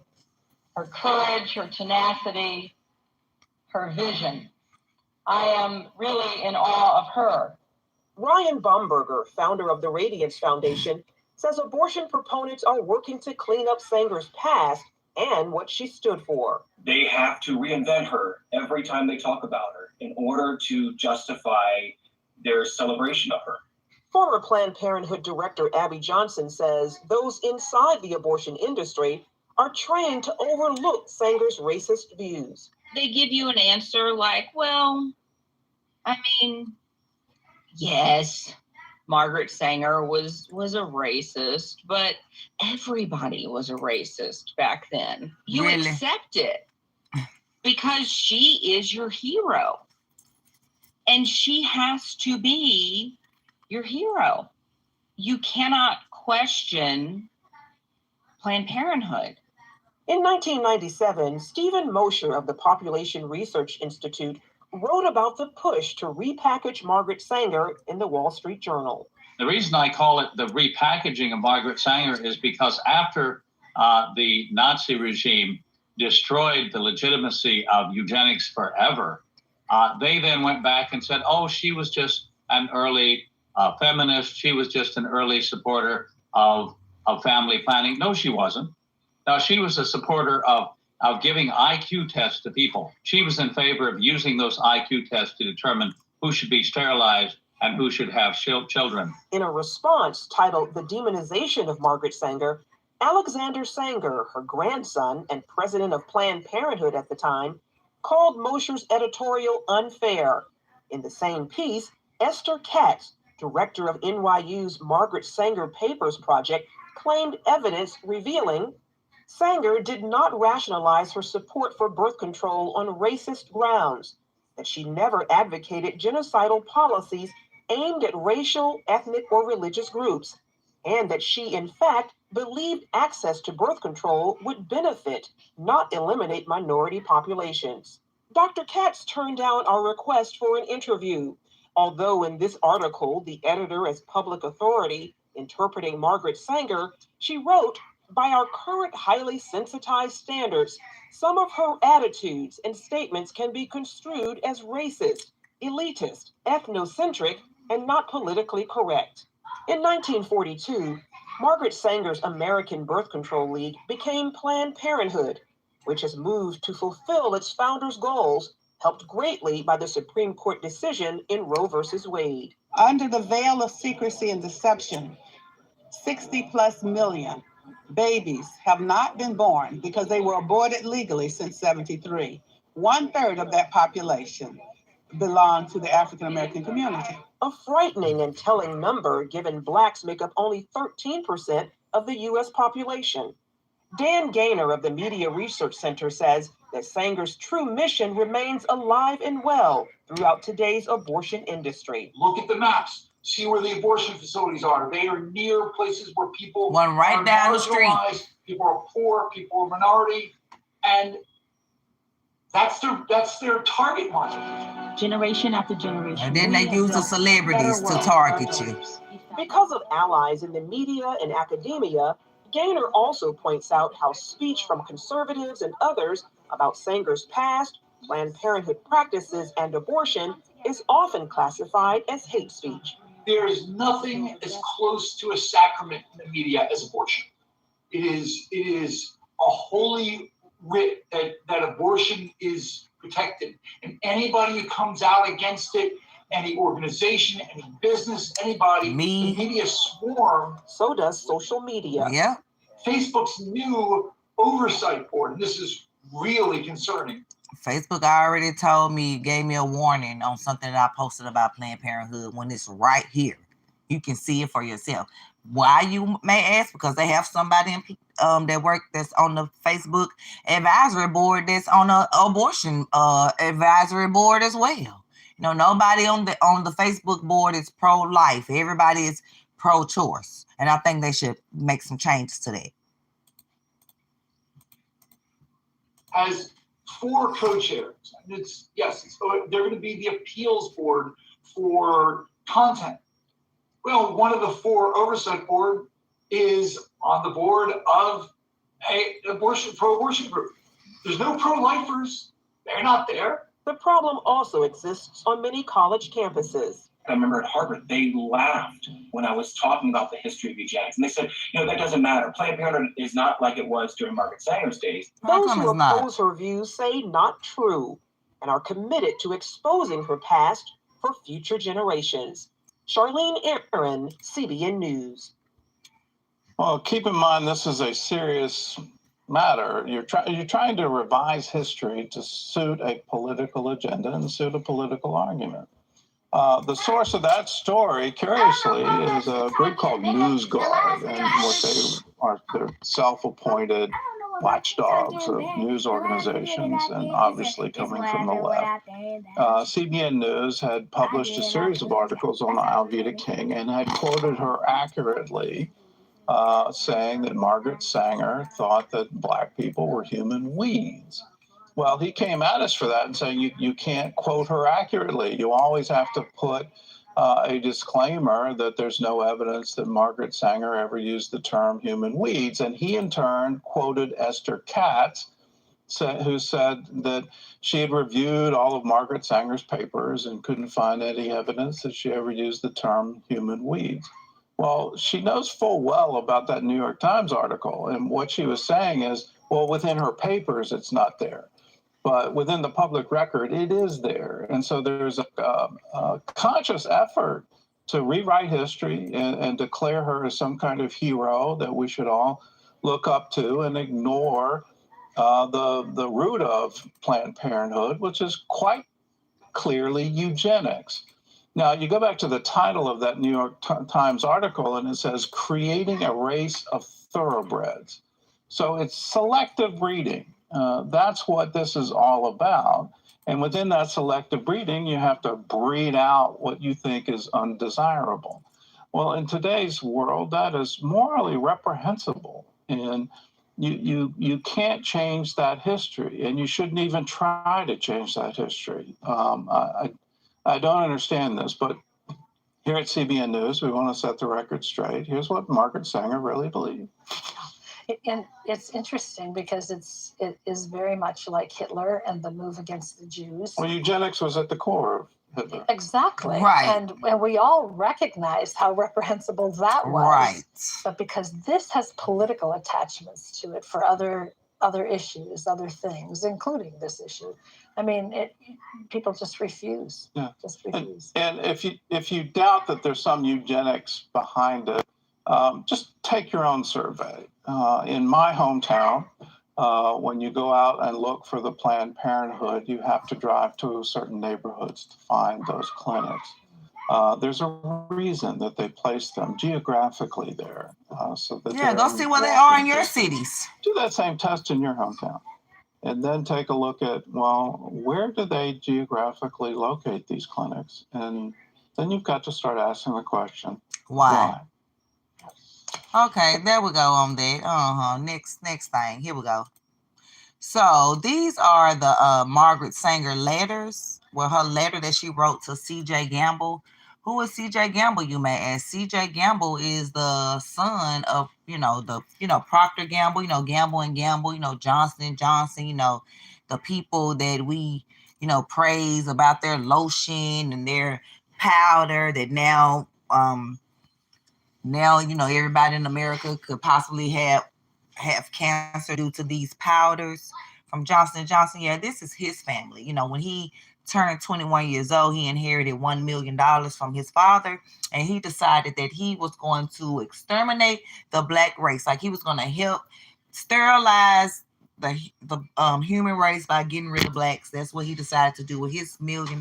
He could have did anything in the world, but he decided, no, that's what I want to do with my $1 million. So here's one of Margaret Sanger's letters that she wrote to Dr. C.J. Gamble on December the 10th, 1939. Here we are. It says, Dear Dr. Gamble, it's good to know that you are recovering, blah, blah, blah, blah, blah, blah. We're going to get into, the information. We're going to get into it. Oh, my bad. Let me make you smaller. Okay. So we're going to say, she said, she was making suggestions, on what they could do, because a friend of hers had received $250, from the Federation and from the California Birth Control Organization, another $600 from the Federation. She said she's a go-getter, a live wire, very tactful and charming at times. I think that my pick of her has been justified, She's trying to justify her pick for choosing this lady. But so she goes on to say that as to my sending suggestions to the Federation, I think it's really unfair for me to do so. I am too far away to have the personal contact of the different reactions, and it only holds up any definite project to have the pros and cons battered about what makes for more chaos and confusion. There's only one thing that I would like to be in touch with, and that is the Negro Project of the South. Yeah, now I'm getting in my Margaret Sanger voice. Which is the execution of the details remain in Miss Rose's hands. My suggestions will not be confusing because she knows the way my mind works. And she goes on to say, Miss Rose sent me a copy of your letter of December the 5th, and I note that you doubt it worthwhile to employ a full-time Negro physician. It seems to me from my experience where I have been in North Carolina, Georgia, Tennessee, and Texas, that while the colored Negroes have great respect for white doctors, that they can get closer to their own members and more or less lay their cards on the table, which means their ignorance, superstitions, and doubts. They do not do this with the white people. And if we can train the Negro doctor at the clinic, he can go among them with enthusiasm, yeah, like, it's good to abort your baby, with the knowledge, which I believe will have far-reaching results among the colored people. His work, in my opinion, should be entirely with the Negro physician and the nurses, the hospitals, the social workers, as well as the county white doctors. His success will depend upon his personality and training by us. Oh, yeah, let's get on into it. She goes on to say, the minister's work is also important, and also he should be trained, perhaps by the Federation, as our ideas and goals that we hope to reach. So they're getting your black ministers, your black pastors, like W. Du Bois and all them back then, to tell you, to shun you and shame you if you were to get pregnant, and tell you how you're not going to be able to live this great life because you're having this baby out of wedlock. That's basically just trying to get you to kill your baby, pretty much. So she goes on to say, this is the part. We do not want to get word out that we want to exterminate the Negro population. And the minister is the man who can straighten out that idea if ever occurs to any of their more rebellious members. So you trying to tell me that Planned Parenthood, aka the Negro Project, wasn't started to get rid of black people? Is that what you're trying to tell me? And you just read it right there? She said a cleaner race. A cleaner race. But hey, go ahead and keep on going on down there to the clinic and aborting your babies and getting free vasectomies and abortion pills. Who am I? I think I've said enough. I talked about Margaret Sanger. Oh, no, I didn't. I didn't show you guys the Nina Simone thing. That was what I was supposed to be doing. Then I can get up off of here. Where Kamala Harris stole Nina Simone's daughter's home and gave it to white folks. Yeah, so but let's watch this. Here and get some shit off my chest. Because for about the past, I don't know, 2 weeks maybe, I've seen a lot of black celebrities and media personalities and so-called journalists make it their business to try to shame and denigrate and get on and insult the intelligence of black men because they don't want to vote for Kamala Harris. They are actively out here villainizing black men for not wanting to vote for Kamala Harris. And I said it before, and I will say it again. They think they own us. They think they own our fucking vote. They want us to believe that we have some sort of obligation to them, that when it's right for them, we should play identity politics and vote for her because she's black. And now they're pushing a narrative that we're dumb, that we're uneducated, we're misinformed. We don't know what the fuck is going on. And the crazy thing about it is, it's the complete opposite. The people who are running away from Kamala Harris are the people who are informing themselves. Exactly. Who are researching, that actually know what the fuck is going on and just not letting themselves be told any goddamn thing. Exactly. That's the reality of the situation. So, I just it's astonishing to me to see it, though, where you have these people, they sending out these black women and these bootlicking men, right? The Van Joneses, the Bakari Sellers, the Roland Martins, right? The D.L. Hugleys, even Plies, and it's a whole bunch of them who are trying to shame black men for thinking for themselves, because that's all they're doing. We're thinking for ourselves. They're just like when a slave owner didn't want you to learn how to read. Because once you learn how to read, you have knowledge, and knowledge is fucking power. And that's the problem. No, watch MSNBC. Don't do no thinking. Let us tell you what to think. Huh? Don't you want to see a black woman president? Don't you want to see somebody who belonged to a sorority? Don't you want to see a black woman get sworn in by a black woman on Martin Luther King's birthday? A whole bunch of tokens. A whole bunch of BS that we don't care nothing about. That's what they want us to vote for. Y'all out your motherfucking minds, man. I was listening to Ricky Smiley. Ricky Smiley talking about in regards to black men, they not doing the right research. What? Who the fuck you talking to, Ricky Smiley? They not doing the right research. So because we're thinking for ourselves, we're not doing the right research. We're supposed to listen to you. That's the right research. And we're going to just keep seeing more and more of it. Joy Reid telling the same Ricky Smiley that that look weird. We in the 6th grade? Don't nobody give a fuck about looking weird. We worrying about the issues, the economy, our communities, our children, our futures. What the fuck you talking about looking weird? See, that's the dumb. See, that's for weak-minded people, and they just gonna keep going, bro. You get all the narratives is gonna keep going. Oh, sellout, coon, traitor. Oh, you hate black women and all that cool shit. Bakari and Van Jones up on CNN crying and boo-hooing. Don't nobody give a too smart to fall for that, man. So y'all can keep rolling that. Now we gonna keep standing 10 motherfucking toes down. Get the fuck out of here. Love the black man until he wants to think for himself, until he wants to form his own opinion, until he stops seeing himself as a victim, and then he becomes the enemy. And I'm watching it happen in real time. It's happening right now. And all you got to do is keep your eyes open, pay attention, and you can see it clear as day. This real. So I'm saying all that to say, if you an actor, a rapper, a comedian, or anything else, you're not going to dictate our decision by calling us names and trying to make us feel bad. F you. Couldn't have said it any better myself. Said it any better. But here we go. Really is. Here okay, so just simply being Jamaican don't mean you're black. But anyway, let's hop into this video because let him say that one more time because y'all didn't hear it. Really. And I guess first off, she ain't even black, she's Indian. Her dad is Jamaican, and just because you're Jamaican doesn't mean you're black. There's white Jamaicans, okay? So, right. Just simply being Jamaican don't mean you're black.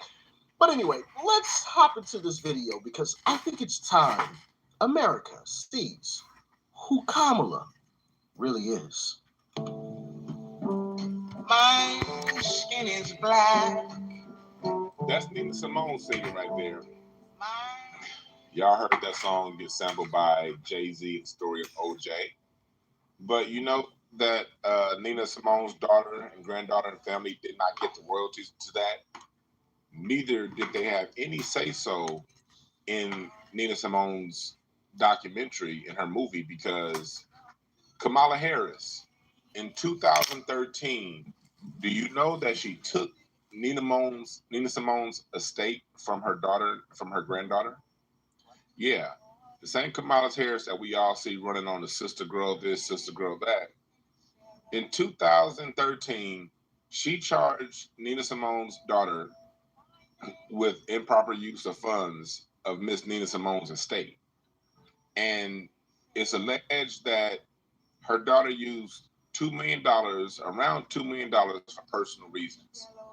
Kamala Harris, for mom's money, Attorney General office came in and they took the estate by fining Nina Simone's daughter over $6 million in penalty fees for what she did, what they alleged that she did. Knowing she can't afford that. Going around and working with her, instead of finding a way and saying, hey, pay restitution, she took the estate of Miss Nina Simone and gave it to white people. And yes, so the estate of one of the most pro-black, downright strong for black American sisters estate is being run by white people because of Kamala Harris. And that's for all the pro-blackity black. Oh, Kamala's pro-blackity black. And I ain't against white people. Right? But you're pro-blackity black presidential candidate that you claim is so good for black folks and loves black people. Took that away from that woman's daughter and gave it to the same people you claim to not like. Right. Because you know people are like, oh, it's the white man's fault, blah, blah, blah, blah, blah. No, in this case, it's an Indian woman's fault. Right. Yeah. How you feel about that one? Is Kamala really pro-blackity black? I don't think so. But let's I don't think so either. They went so far as, if you guys saw Nina Simone's movie, do you remember the big uproar that they had over Zoe Saldana playing Nina Simone? Zoe Saldana looked like Kamala Harris in her younger days to me. Took over the estate after Kamala Harris assigned it to them. Does this woman on screen look like this woman on screen? No, hell to the no. Does Zoe Saldana look anything like Nina Simone? No, nothing like it. I look more like Nina Simone than she do. And this was all done just before her movie was released, and they started to re-release a lot of Nina Simone music and things from the past. So yeah, right when it came time to produce and to really reintroduce Nina Simone back to the world, Kamala Harris took the estate from her daughter, and so that is just a little bit of a eye peek into who she is. She's someone who runs black, talks black when it's convenient, but when it's time to, she attacks black. And Kamala Harris has a long history here in California of targeting black people to attack. This is just one of many cases. You're going to find out more from me. In the meantime, I'm DeJuan Big. So, yeah, like I said, she claimed to be pro-black, but she sat there and said, I'm not going to do nothing for black people, but can give the Asians $26.4 billion. Like, I don't know how many times I have to, like, highlight this. So, you know, you can keep on believing what you want to believe. You know, if you want to vote for her, you know, do you, but don't be mad because I'm not voting for her. That's my stance. Don't be mad at me because I'm not. I didn't say that. Or did I? I did? I don't even want to listen to her on the stage. I don't even want to listen to Kamala on the stage because all she's talking about is her family, where she grew up. Nothing of no policy. She's not talking about anything. So I'm not going to even get into that tonight because it's not even worth my time. We'll get into it tomorrow. We'll listen to her speech, and then we'll also listen to Trump at the borders tomorrow. And we will also, let's see, was that it?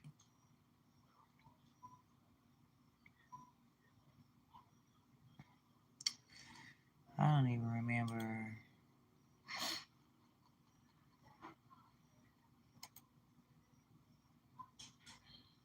To speak at the DNC, and she had a lot to say about her upbringing, about the affirmative action of generational wealth, and about trans and LGBTQ identifying children. Let's watch clip number 1.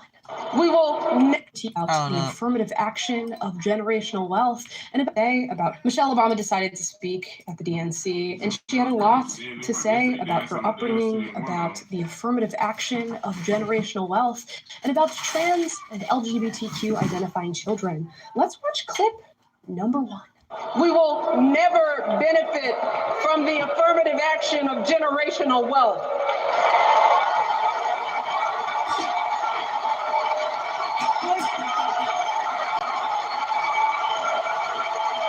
If we bankrupt a business or choke in a crisis, we don't get a second, third, or fourth chance. If things don't go our way, we don't have the luxury of whining or cheating others to get further ahead. No. We don't get to change the rules so we always win. If we see a mountain in front of us, we don't expect there to be an escalator waiting to take us to the top. What is she talking about? We will. I'm confused. Sorry, y'all. Do y'all hear how racist that is? Barack almost billionaires. And it begs the question, first of all, who is we?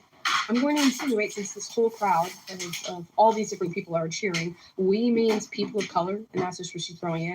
Clearly, she's insinuating black people, of course. Black people are at the top of the hierarchy when it comes to people of color in leftist ideology. So she said, we don't get second and third chances when we lose our businesses or bankrupt ourselves. We don't get to lie and cheat to make our way to the top. When we're at the bottom of a mountain, we don't expect an escalator to show up. So what she's really meaning is that white people are liars, they are cheaters, they expect everything to be handed to them. White people own this entire system and get to create whatever it is that they want. White people get handed second, third, and fourth chances. How that works, I don't know. Do you white people, let me know. Y'all have a hotline y'all call when you need a second or third chance? Right. And you go Can through a I little call the questionnaire hotline? about your heritage and your skin color, and all of a sudden you're granted that second, third, or fourth chance. I have no idea what the hell this woman is talking about, but she's on the same victimhood arc that she's been on for the entirety of her life, and especially her life in politics at the side of Barack Obama. That is a crazy thing to say. And has she switched out the way she worded this by saying white people lie, white people cheat, and they steal, and they this and that, and they expect an escalator to be set out right in front of them, and they get second and third chances, guaranteed she'd be getting a very different response. But because she's talking about the hardship of blackness and people of color, and people can use that as a crutch so they don't have to take accountability for their own actions, people are going to be cheering this on. And I do have to point out, you know, she's saying we don't have the luxury of the affirmative action of generational wealth, meaning that white people have had access to generational wealth by virtue of their whiteness. People of color haven't, and we don't have that privilege. There are many white people who in no way, shape, or form have benefited from generational wealth, who have no generational wealth, who are in this very moment in our year 2024 trying to build generational wealth for their kids to come, their grandkids to come, and to build their own legacy here in this country. They do not benefit from this privileged affirmative action of generational wealth. There are also many black and brown people in this country who do have generational wealth, whose parents owned businesses, their grandparents started businesses, their grandparents were doctors, lawyers, all these different things, and they've been able to pass down that wealth from generation to generation, and now they're sitting in comfort here in 2024. There are also many black people who don't have access to that. Right. Who are you to speak on behalf of an entire group of people and tell them what they do and do not have access to, what they do and do not have the privilege of? And the demeaning way in which she talks about people of color is astounding to me. And to do that and say that to just a huge crowd, and y'all just clapping like seals. And that is we totally won't have separate wealth. from Like, the why are clear y'all even racial clapping? undertone in everything that she's saying. If you are a white person who has struggled in life, who did not have access to generational wealth, what did she just say to you? Yes, you did. You're white. And I got to imagine there's white people in the crowd at the DNC. That There's didn't have thousands of people generational there wealth. that have struggled through their lives as well and have not been handed privilege on a silver platter by virtue of being born white. Yes, they listened to these speeches, and they've been so propagandized, so indoctrinated by this like woke speak white guilt, self-flagellating language that they accept this. And they think that this is an okay thing to say out loud to a group of people who are now going to go on to decide the future of our country and who leads it. Michelle Obama is Delulu with a capital D, which explains why she was at the DNC saying this stuff. Now, beyond that, she talks about her own life, her own family. And let's listen to that clip before we go on. You see, my mom, in her steady, quiet way, lived out that striving sense of hope every single day of her life. She believed that all children, all people have value, that anyone can succeed if given the opportunity. She and my father didn't aspire to be wealthy. In fact, they were suspicious of folks who took more than they needed. They understood that it wasn't enough for their kids to thrive if everyone else around us was drowning. So my mother volunteered at the local school. In fact, they were suspicious of people who took more than they needed. Okay. Quick Google search for Michelle Obama. What's her net worth? $70 million. $70 million. They were suspicious of people who took more than they needed. And she talks about people who are celebrating in the face of those who are experiencing anguish. It's the privileged versus the underprivileged, the oppressors versus the oppressed. If I recall correctly, we went through a COVID pandemic in our year 2020. And everybody was shut down. Only essential workers, whatever that means, were able to go out into our civil society and conduct themselves and get paid for their work. You had kids out of school. You had people struggling. If I remember correctly, the Obamas had parties during that COVID pandemic when everybody was shut down. And they were hosting people in their little tented area outside of their large mansions and properties. Girl, ain't nobody and the falling elites for got none of together this. and had a fun day in the sun while everybody was on lockdown and staying in their homes. If I remember correctly, Michelle Obama and Barack Obama have a big ass mansion on Martha's Vineyard and several other properties. And I showed y'all those earlier. Have more than I showed y'all the $10.7 million home in Martha's Vineyard. Well, no, $11.75 million, but that was in 2019, so it's probably about $15 million now. Or the $11.2 million home they're getting built in Hawaii, or the $8.7 million home that's down the street of Chicago. But she want to talk about we don't have the luxuries. We can't have a generational wealth. Well, if you actually had children, because allegedly those two children aren't even y'all's, then y'all do have generational wealth. All these you and Barack are almost billionaires.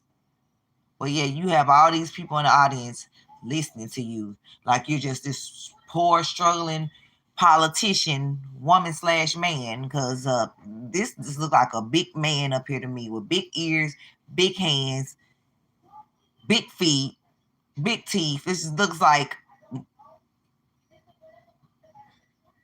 I told my daughter that 30, 40, 50, I don't care how many every years it go by, if it ever comes out that Michelle is really Michael, I want her to remember when her mama told her that. That's what I told my daughter. They need.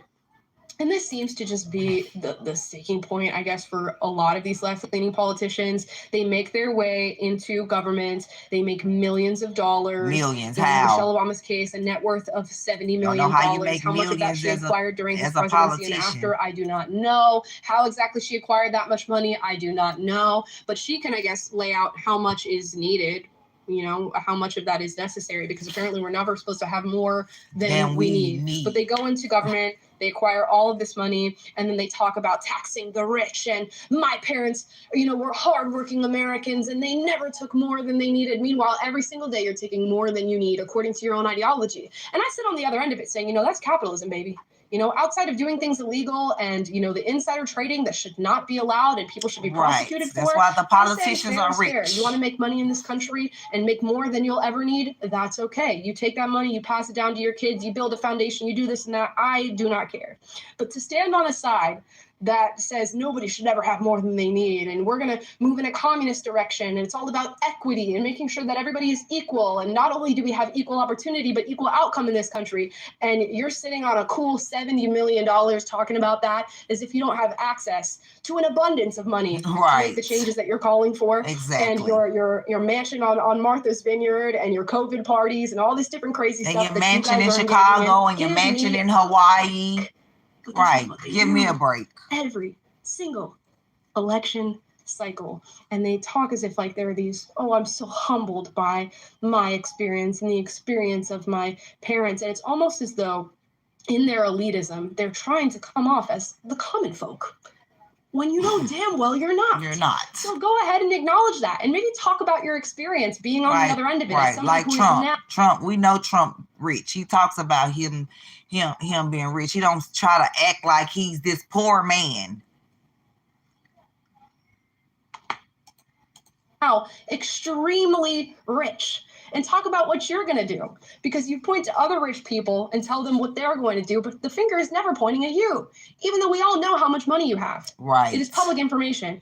Quite honestly, maybe 70 million is not the accurate estimate. She probably has more that we have no idea. They're almost about. billionaires. But this sort of point fingers down at the rich folk who are creating all of America's problem, while failing to acknowledge that you are very much one of those people. And not only that, you got the money from complaining about the rich people. Exactly. And from building a campaign that's supposed to be for the common issues and for nobody having more than they need.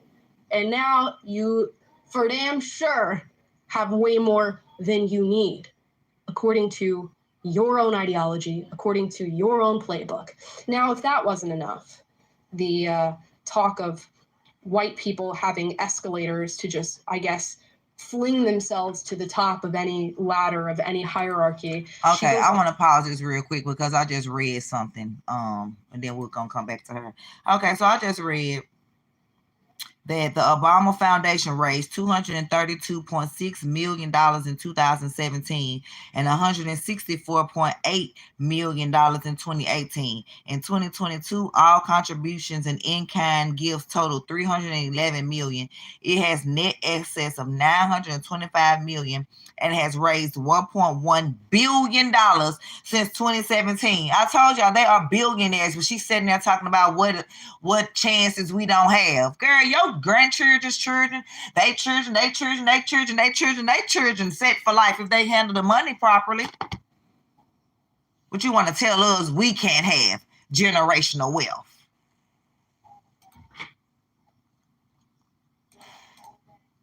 On to discuss her parents and being suspicious of those who have more than they need. And then she talks about children and children who want to love. I always love the children. That's why I told y'all, this is Michael. This is not a Michelle. This is Michael. And that's why they coming after your children, for them to cut off their genitalia and do all that. What she's about. Let's roll the clip.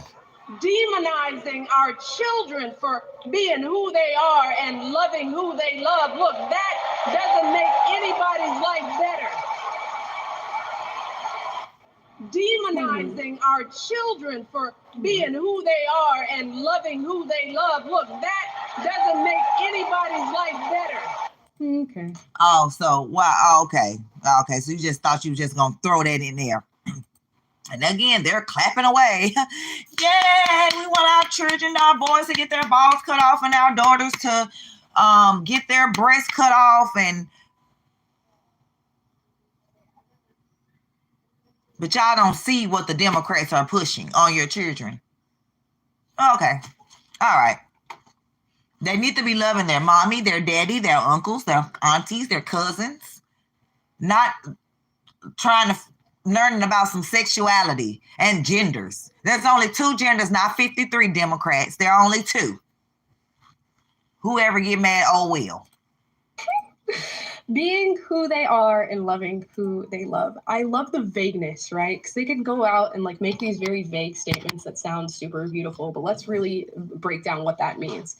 Being who they are is, of course, in reference to gender ideology and transgenderism and gender dysphoria, often experienced by kids in today's day and age at exponentially rising rates, which is just insane. So by being who they are, she means kids either socially or medically transitioning. The big hot button issue is, of course, the medical transition, which the left supports and Republicans do not support. So what she means by be who they are is allowing little boys to undergo puberty blockers, hormone replacement therapy, have their genitalia cut off of their bodies in service of this new identity, become lifelong medical patients for the rest of their lives with a multitude of complications because these are experimental procedures. That's what she means by be who they are. Yeah, that's for girls, what he means undergoing by puberty be who they are. hormone replacement therapy, double mastectomies, Because he's having who he a is. skin off your arm flayed off during surgery, made into a phallic shape so that you can have male genitalia or something resembling male genitalia, and having that attached to your privates.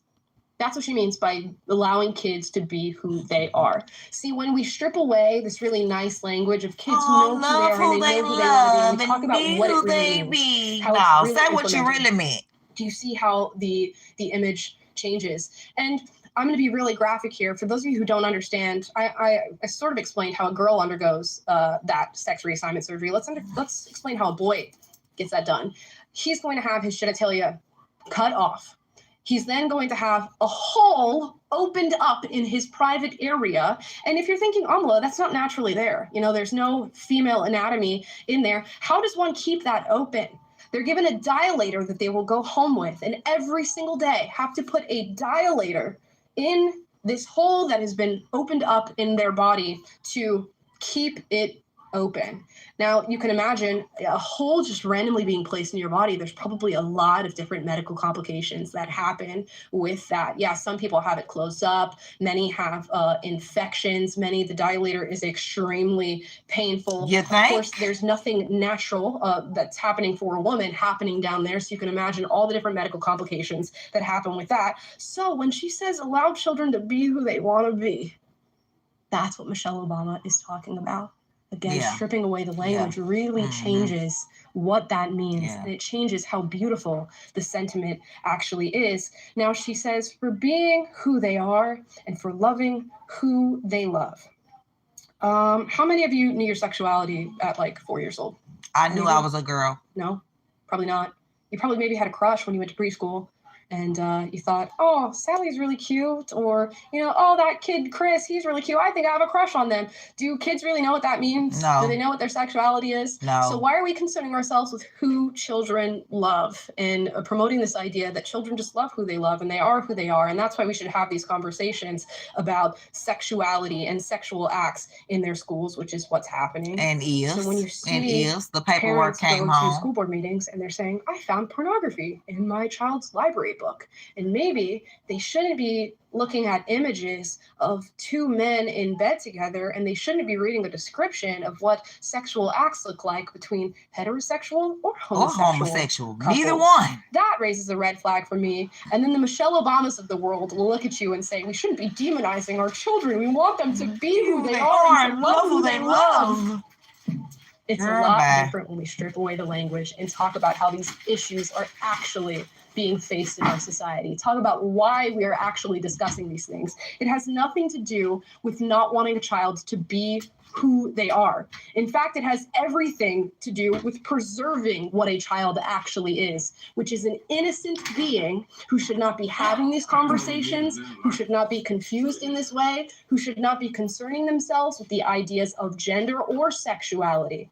It is, in fact, the preservation of what children are and the preservation of the love that children are supposed to experience, which is an innocent, non-sexualized love.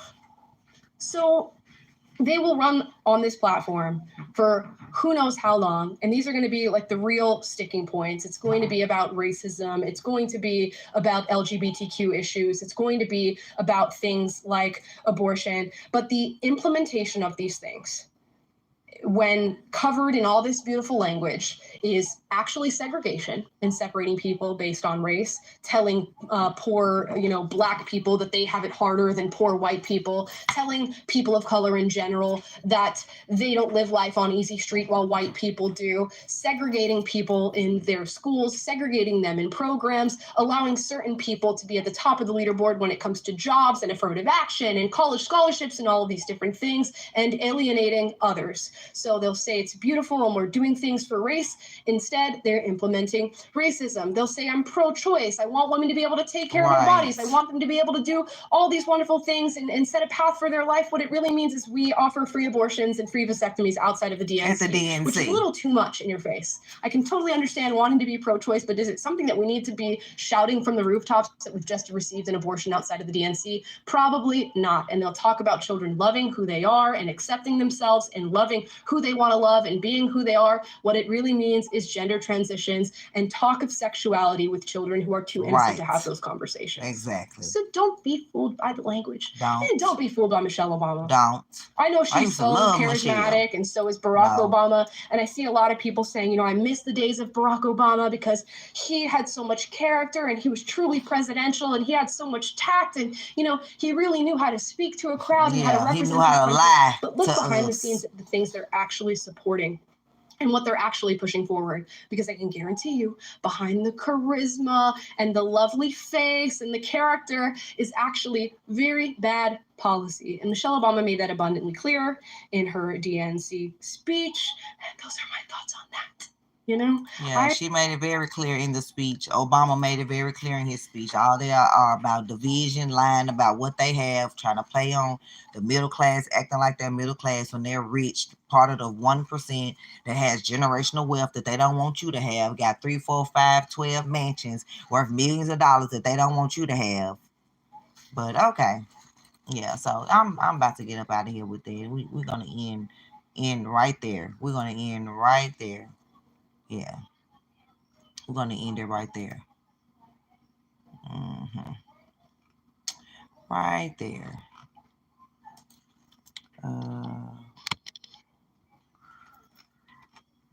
Right there. Let me see something real quick.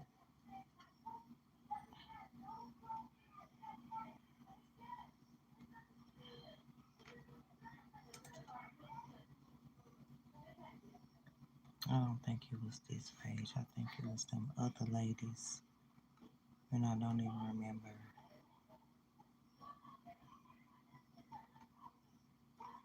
Oh, I knew. I saw something that was funny. Well, it wasn't funny. It was the truth. But I mean, I guess it was still funny too.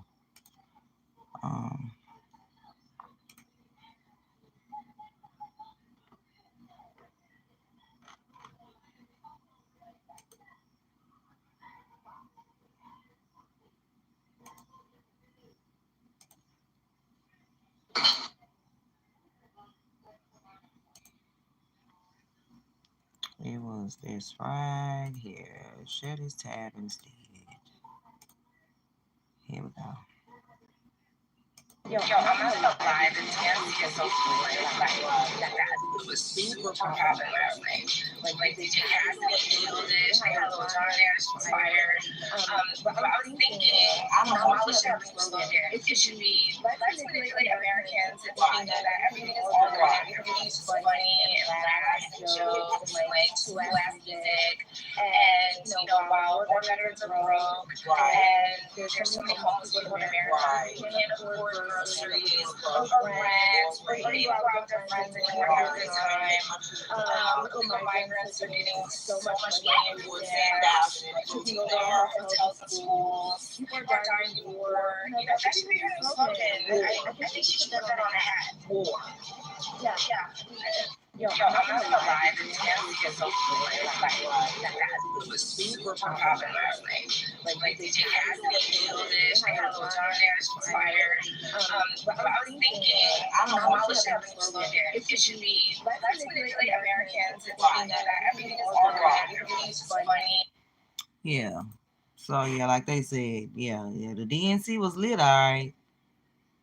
Yeah, she should just get war. A hat with war.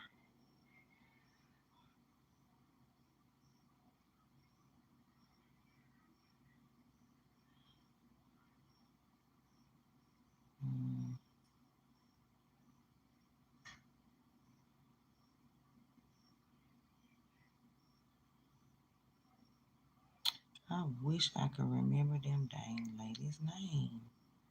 And I can't.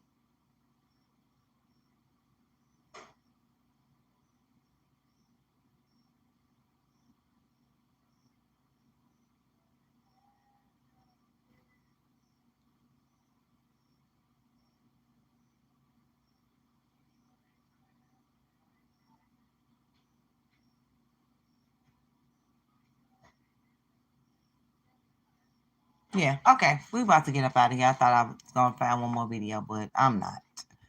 I'm going to leave it there. Give you some things to go to sleep on. Go to sleep on all the information that I presented to you. And make an educated decision for yourself. I really did want to find that video, which was the books that they're giving to your children in elementary school for them to read. But if you point out the book, then somebody come to you and, well, I'm still voting for her no matter what. And you didn't even say anything about Camilla. You just was pointing out, okay, these are the books that they are pushing in the schools. I think you should be aware. They don't care. And I bet I'm not going to be able to find it. Because I watched so many videos. So many.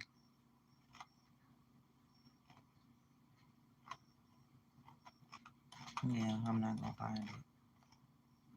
It won't even let me go down any further. So, okay.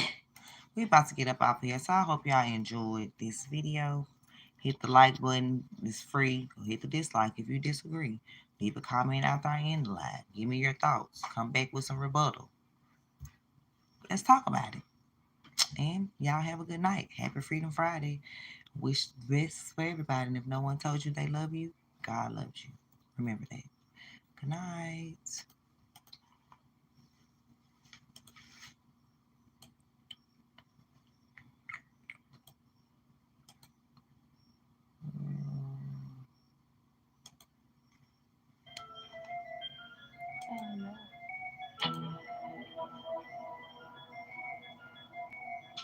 Good night.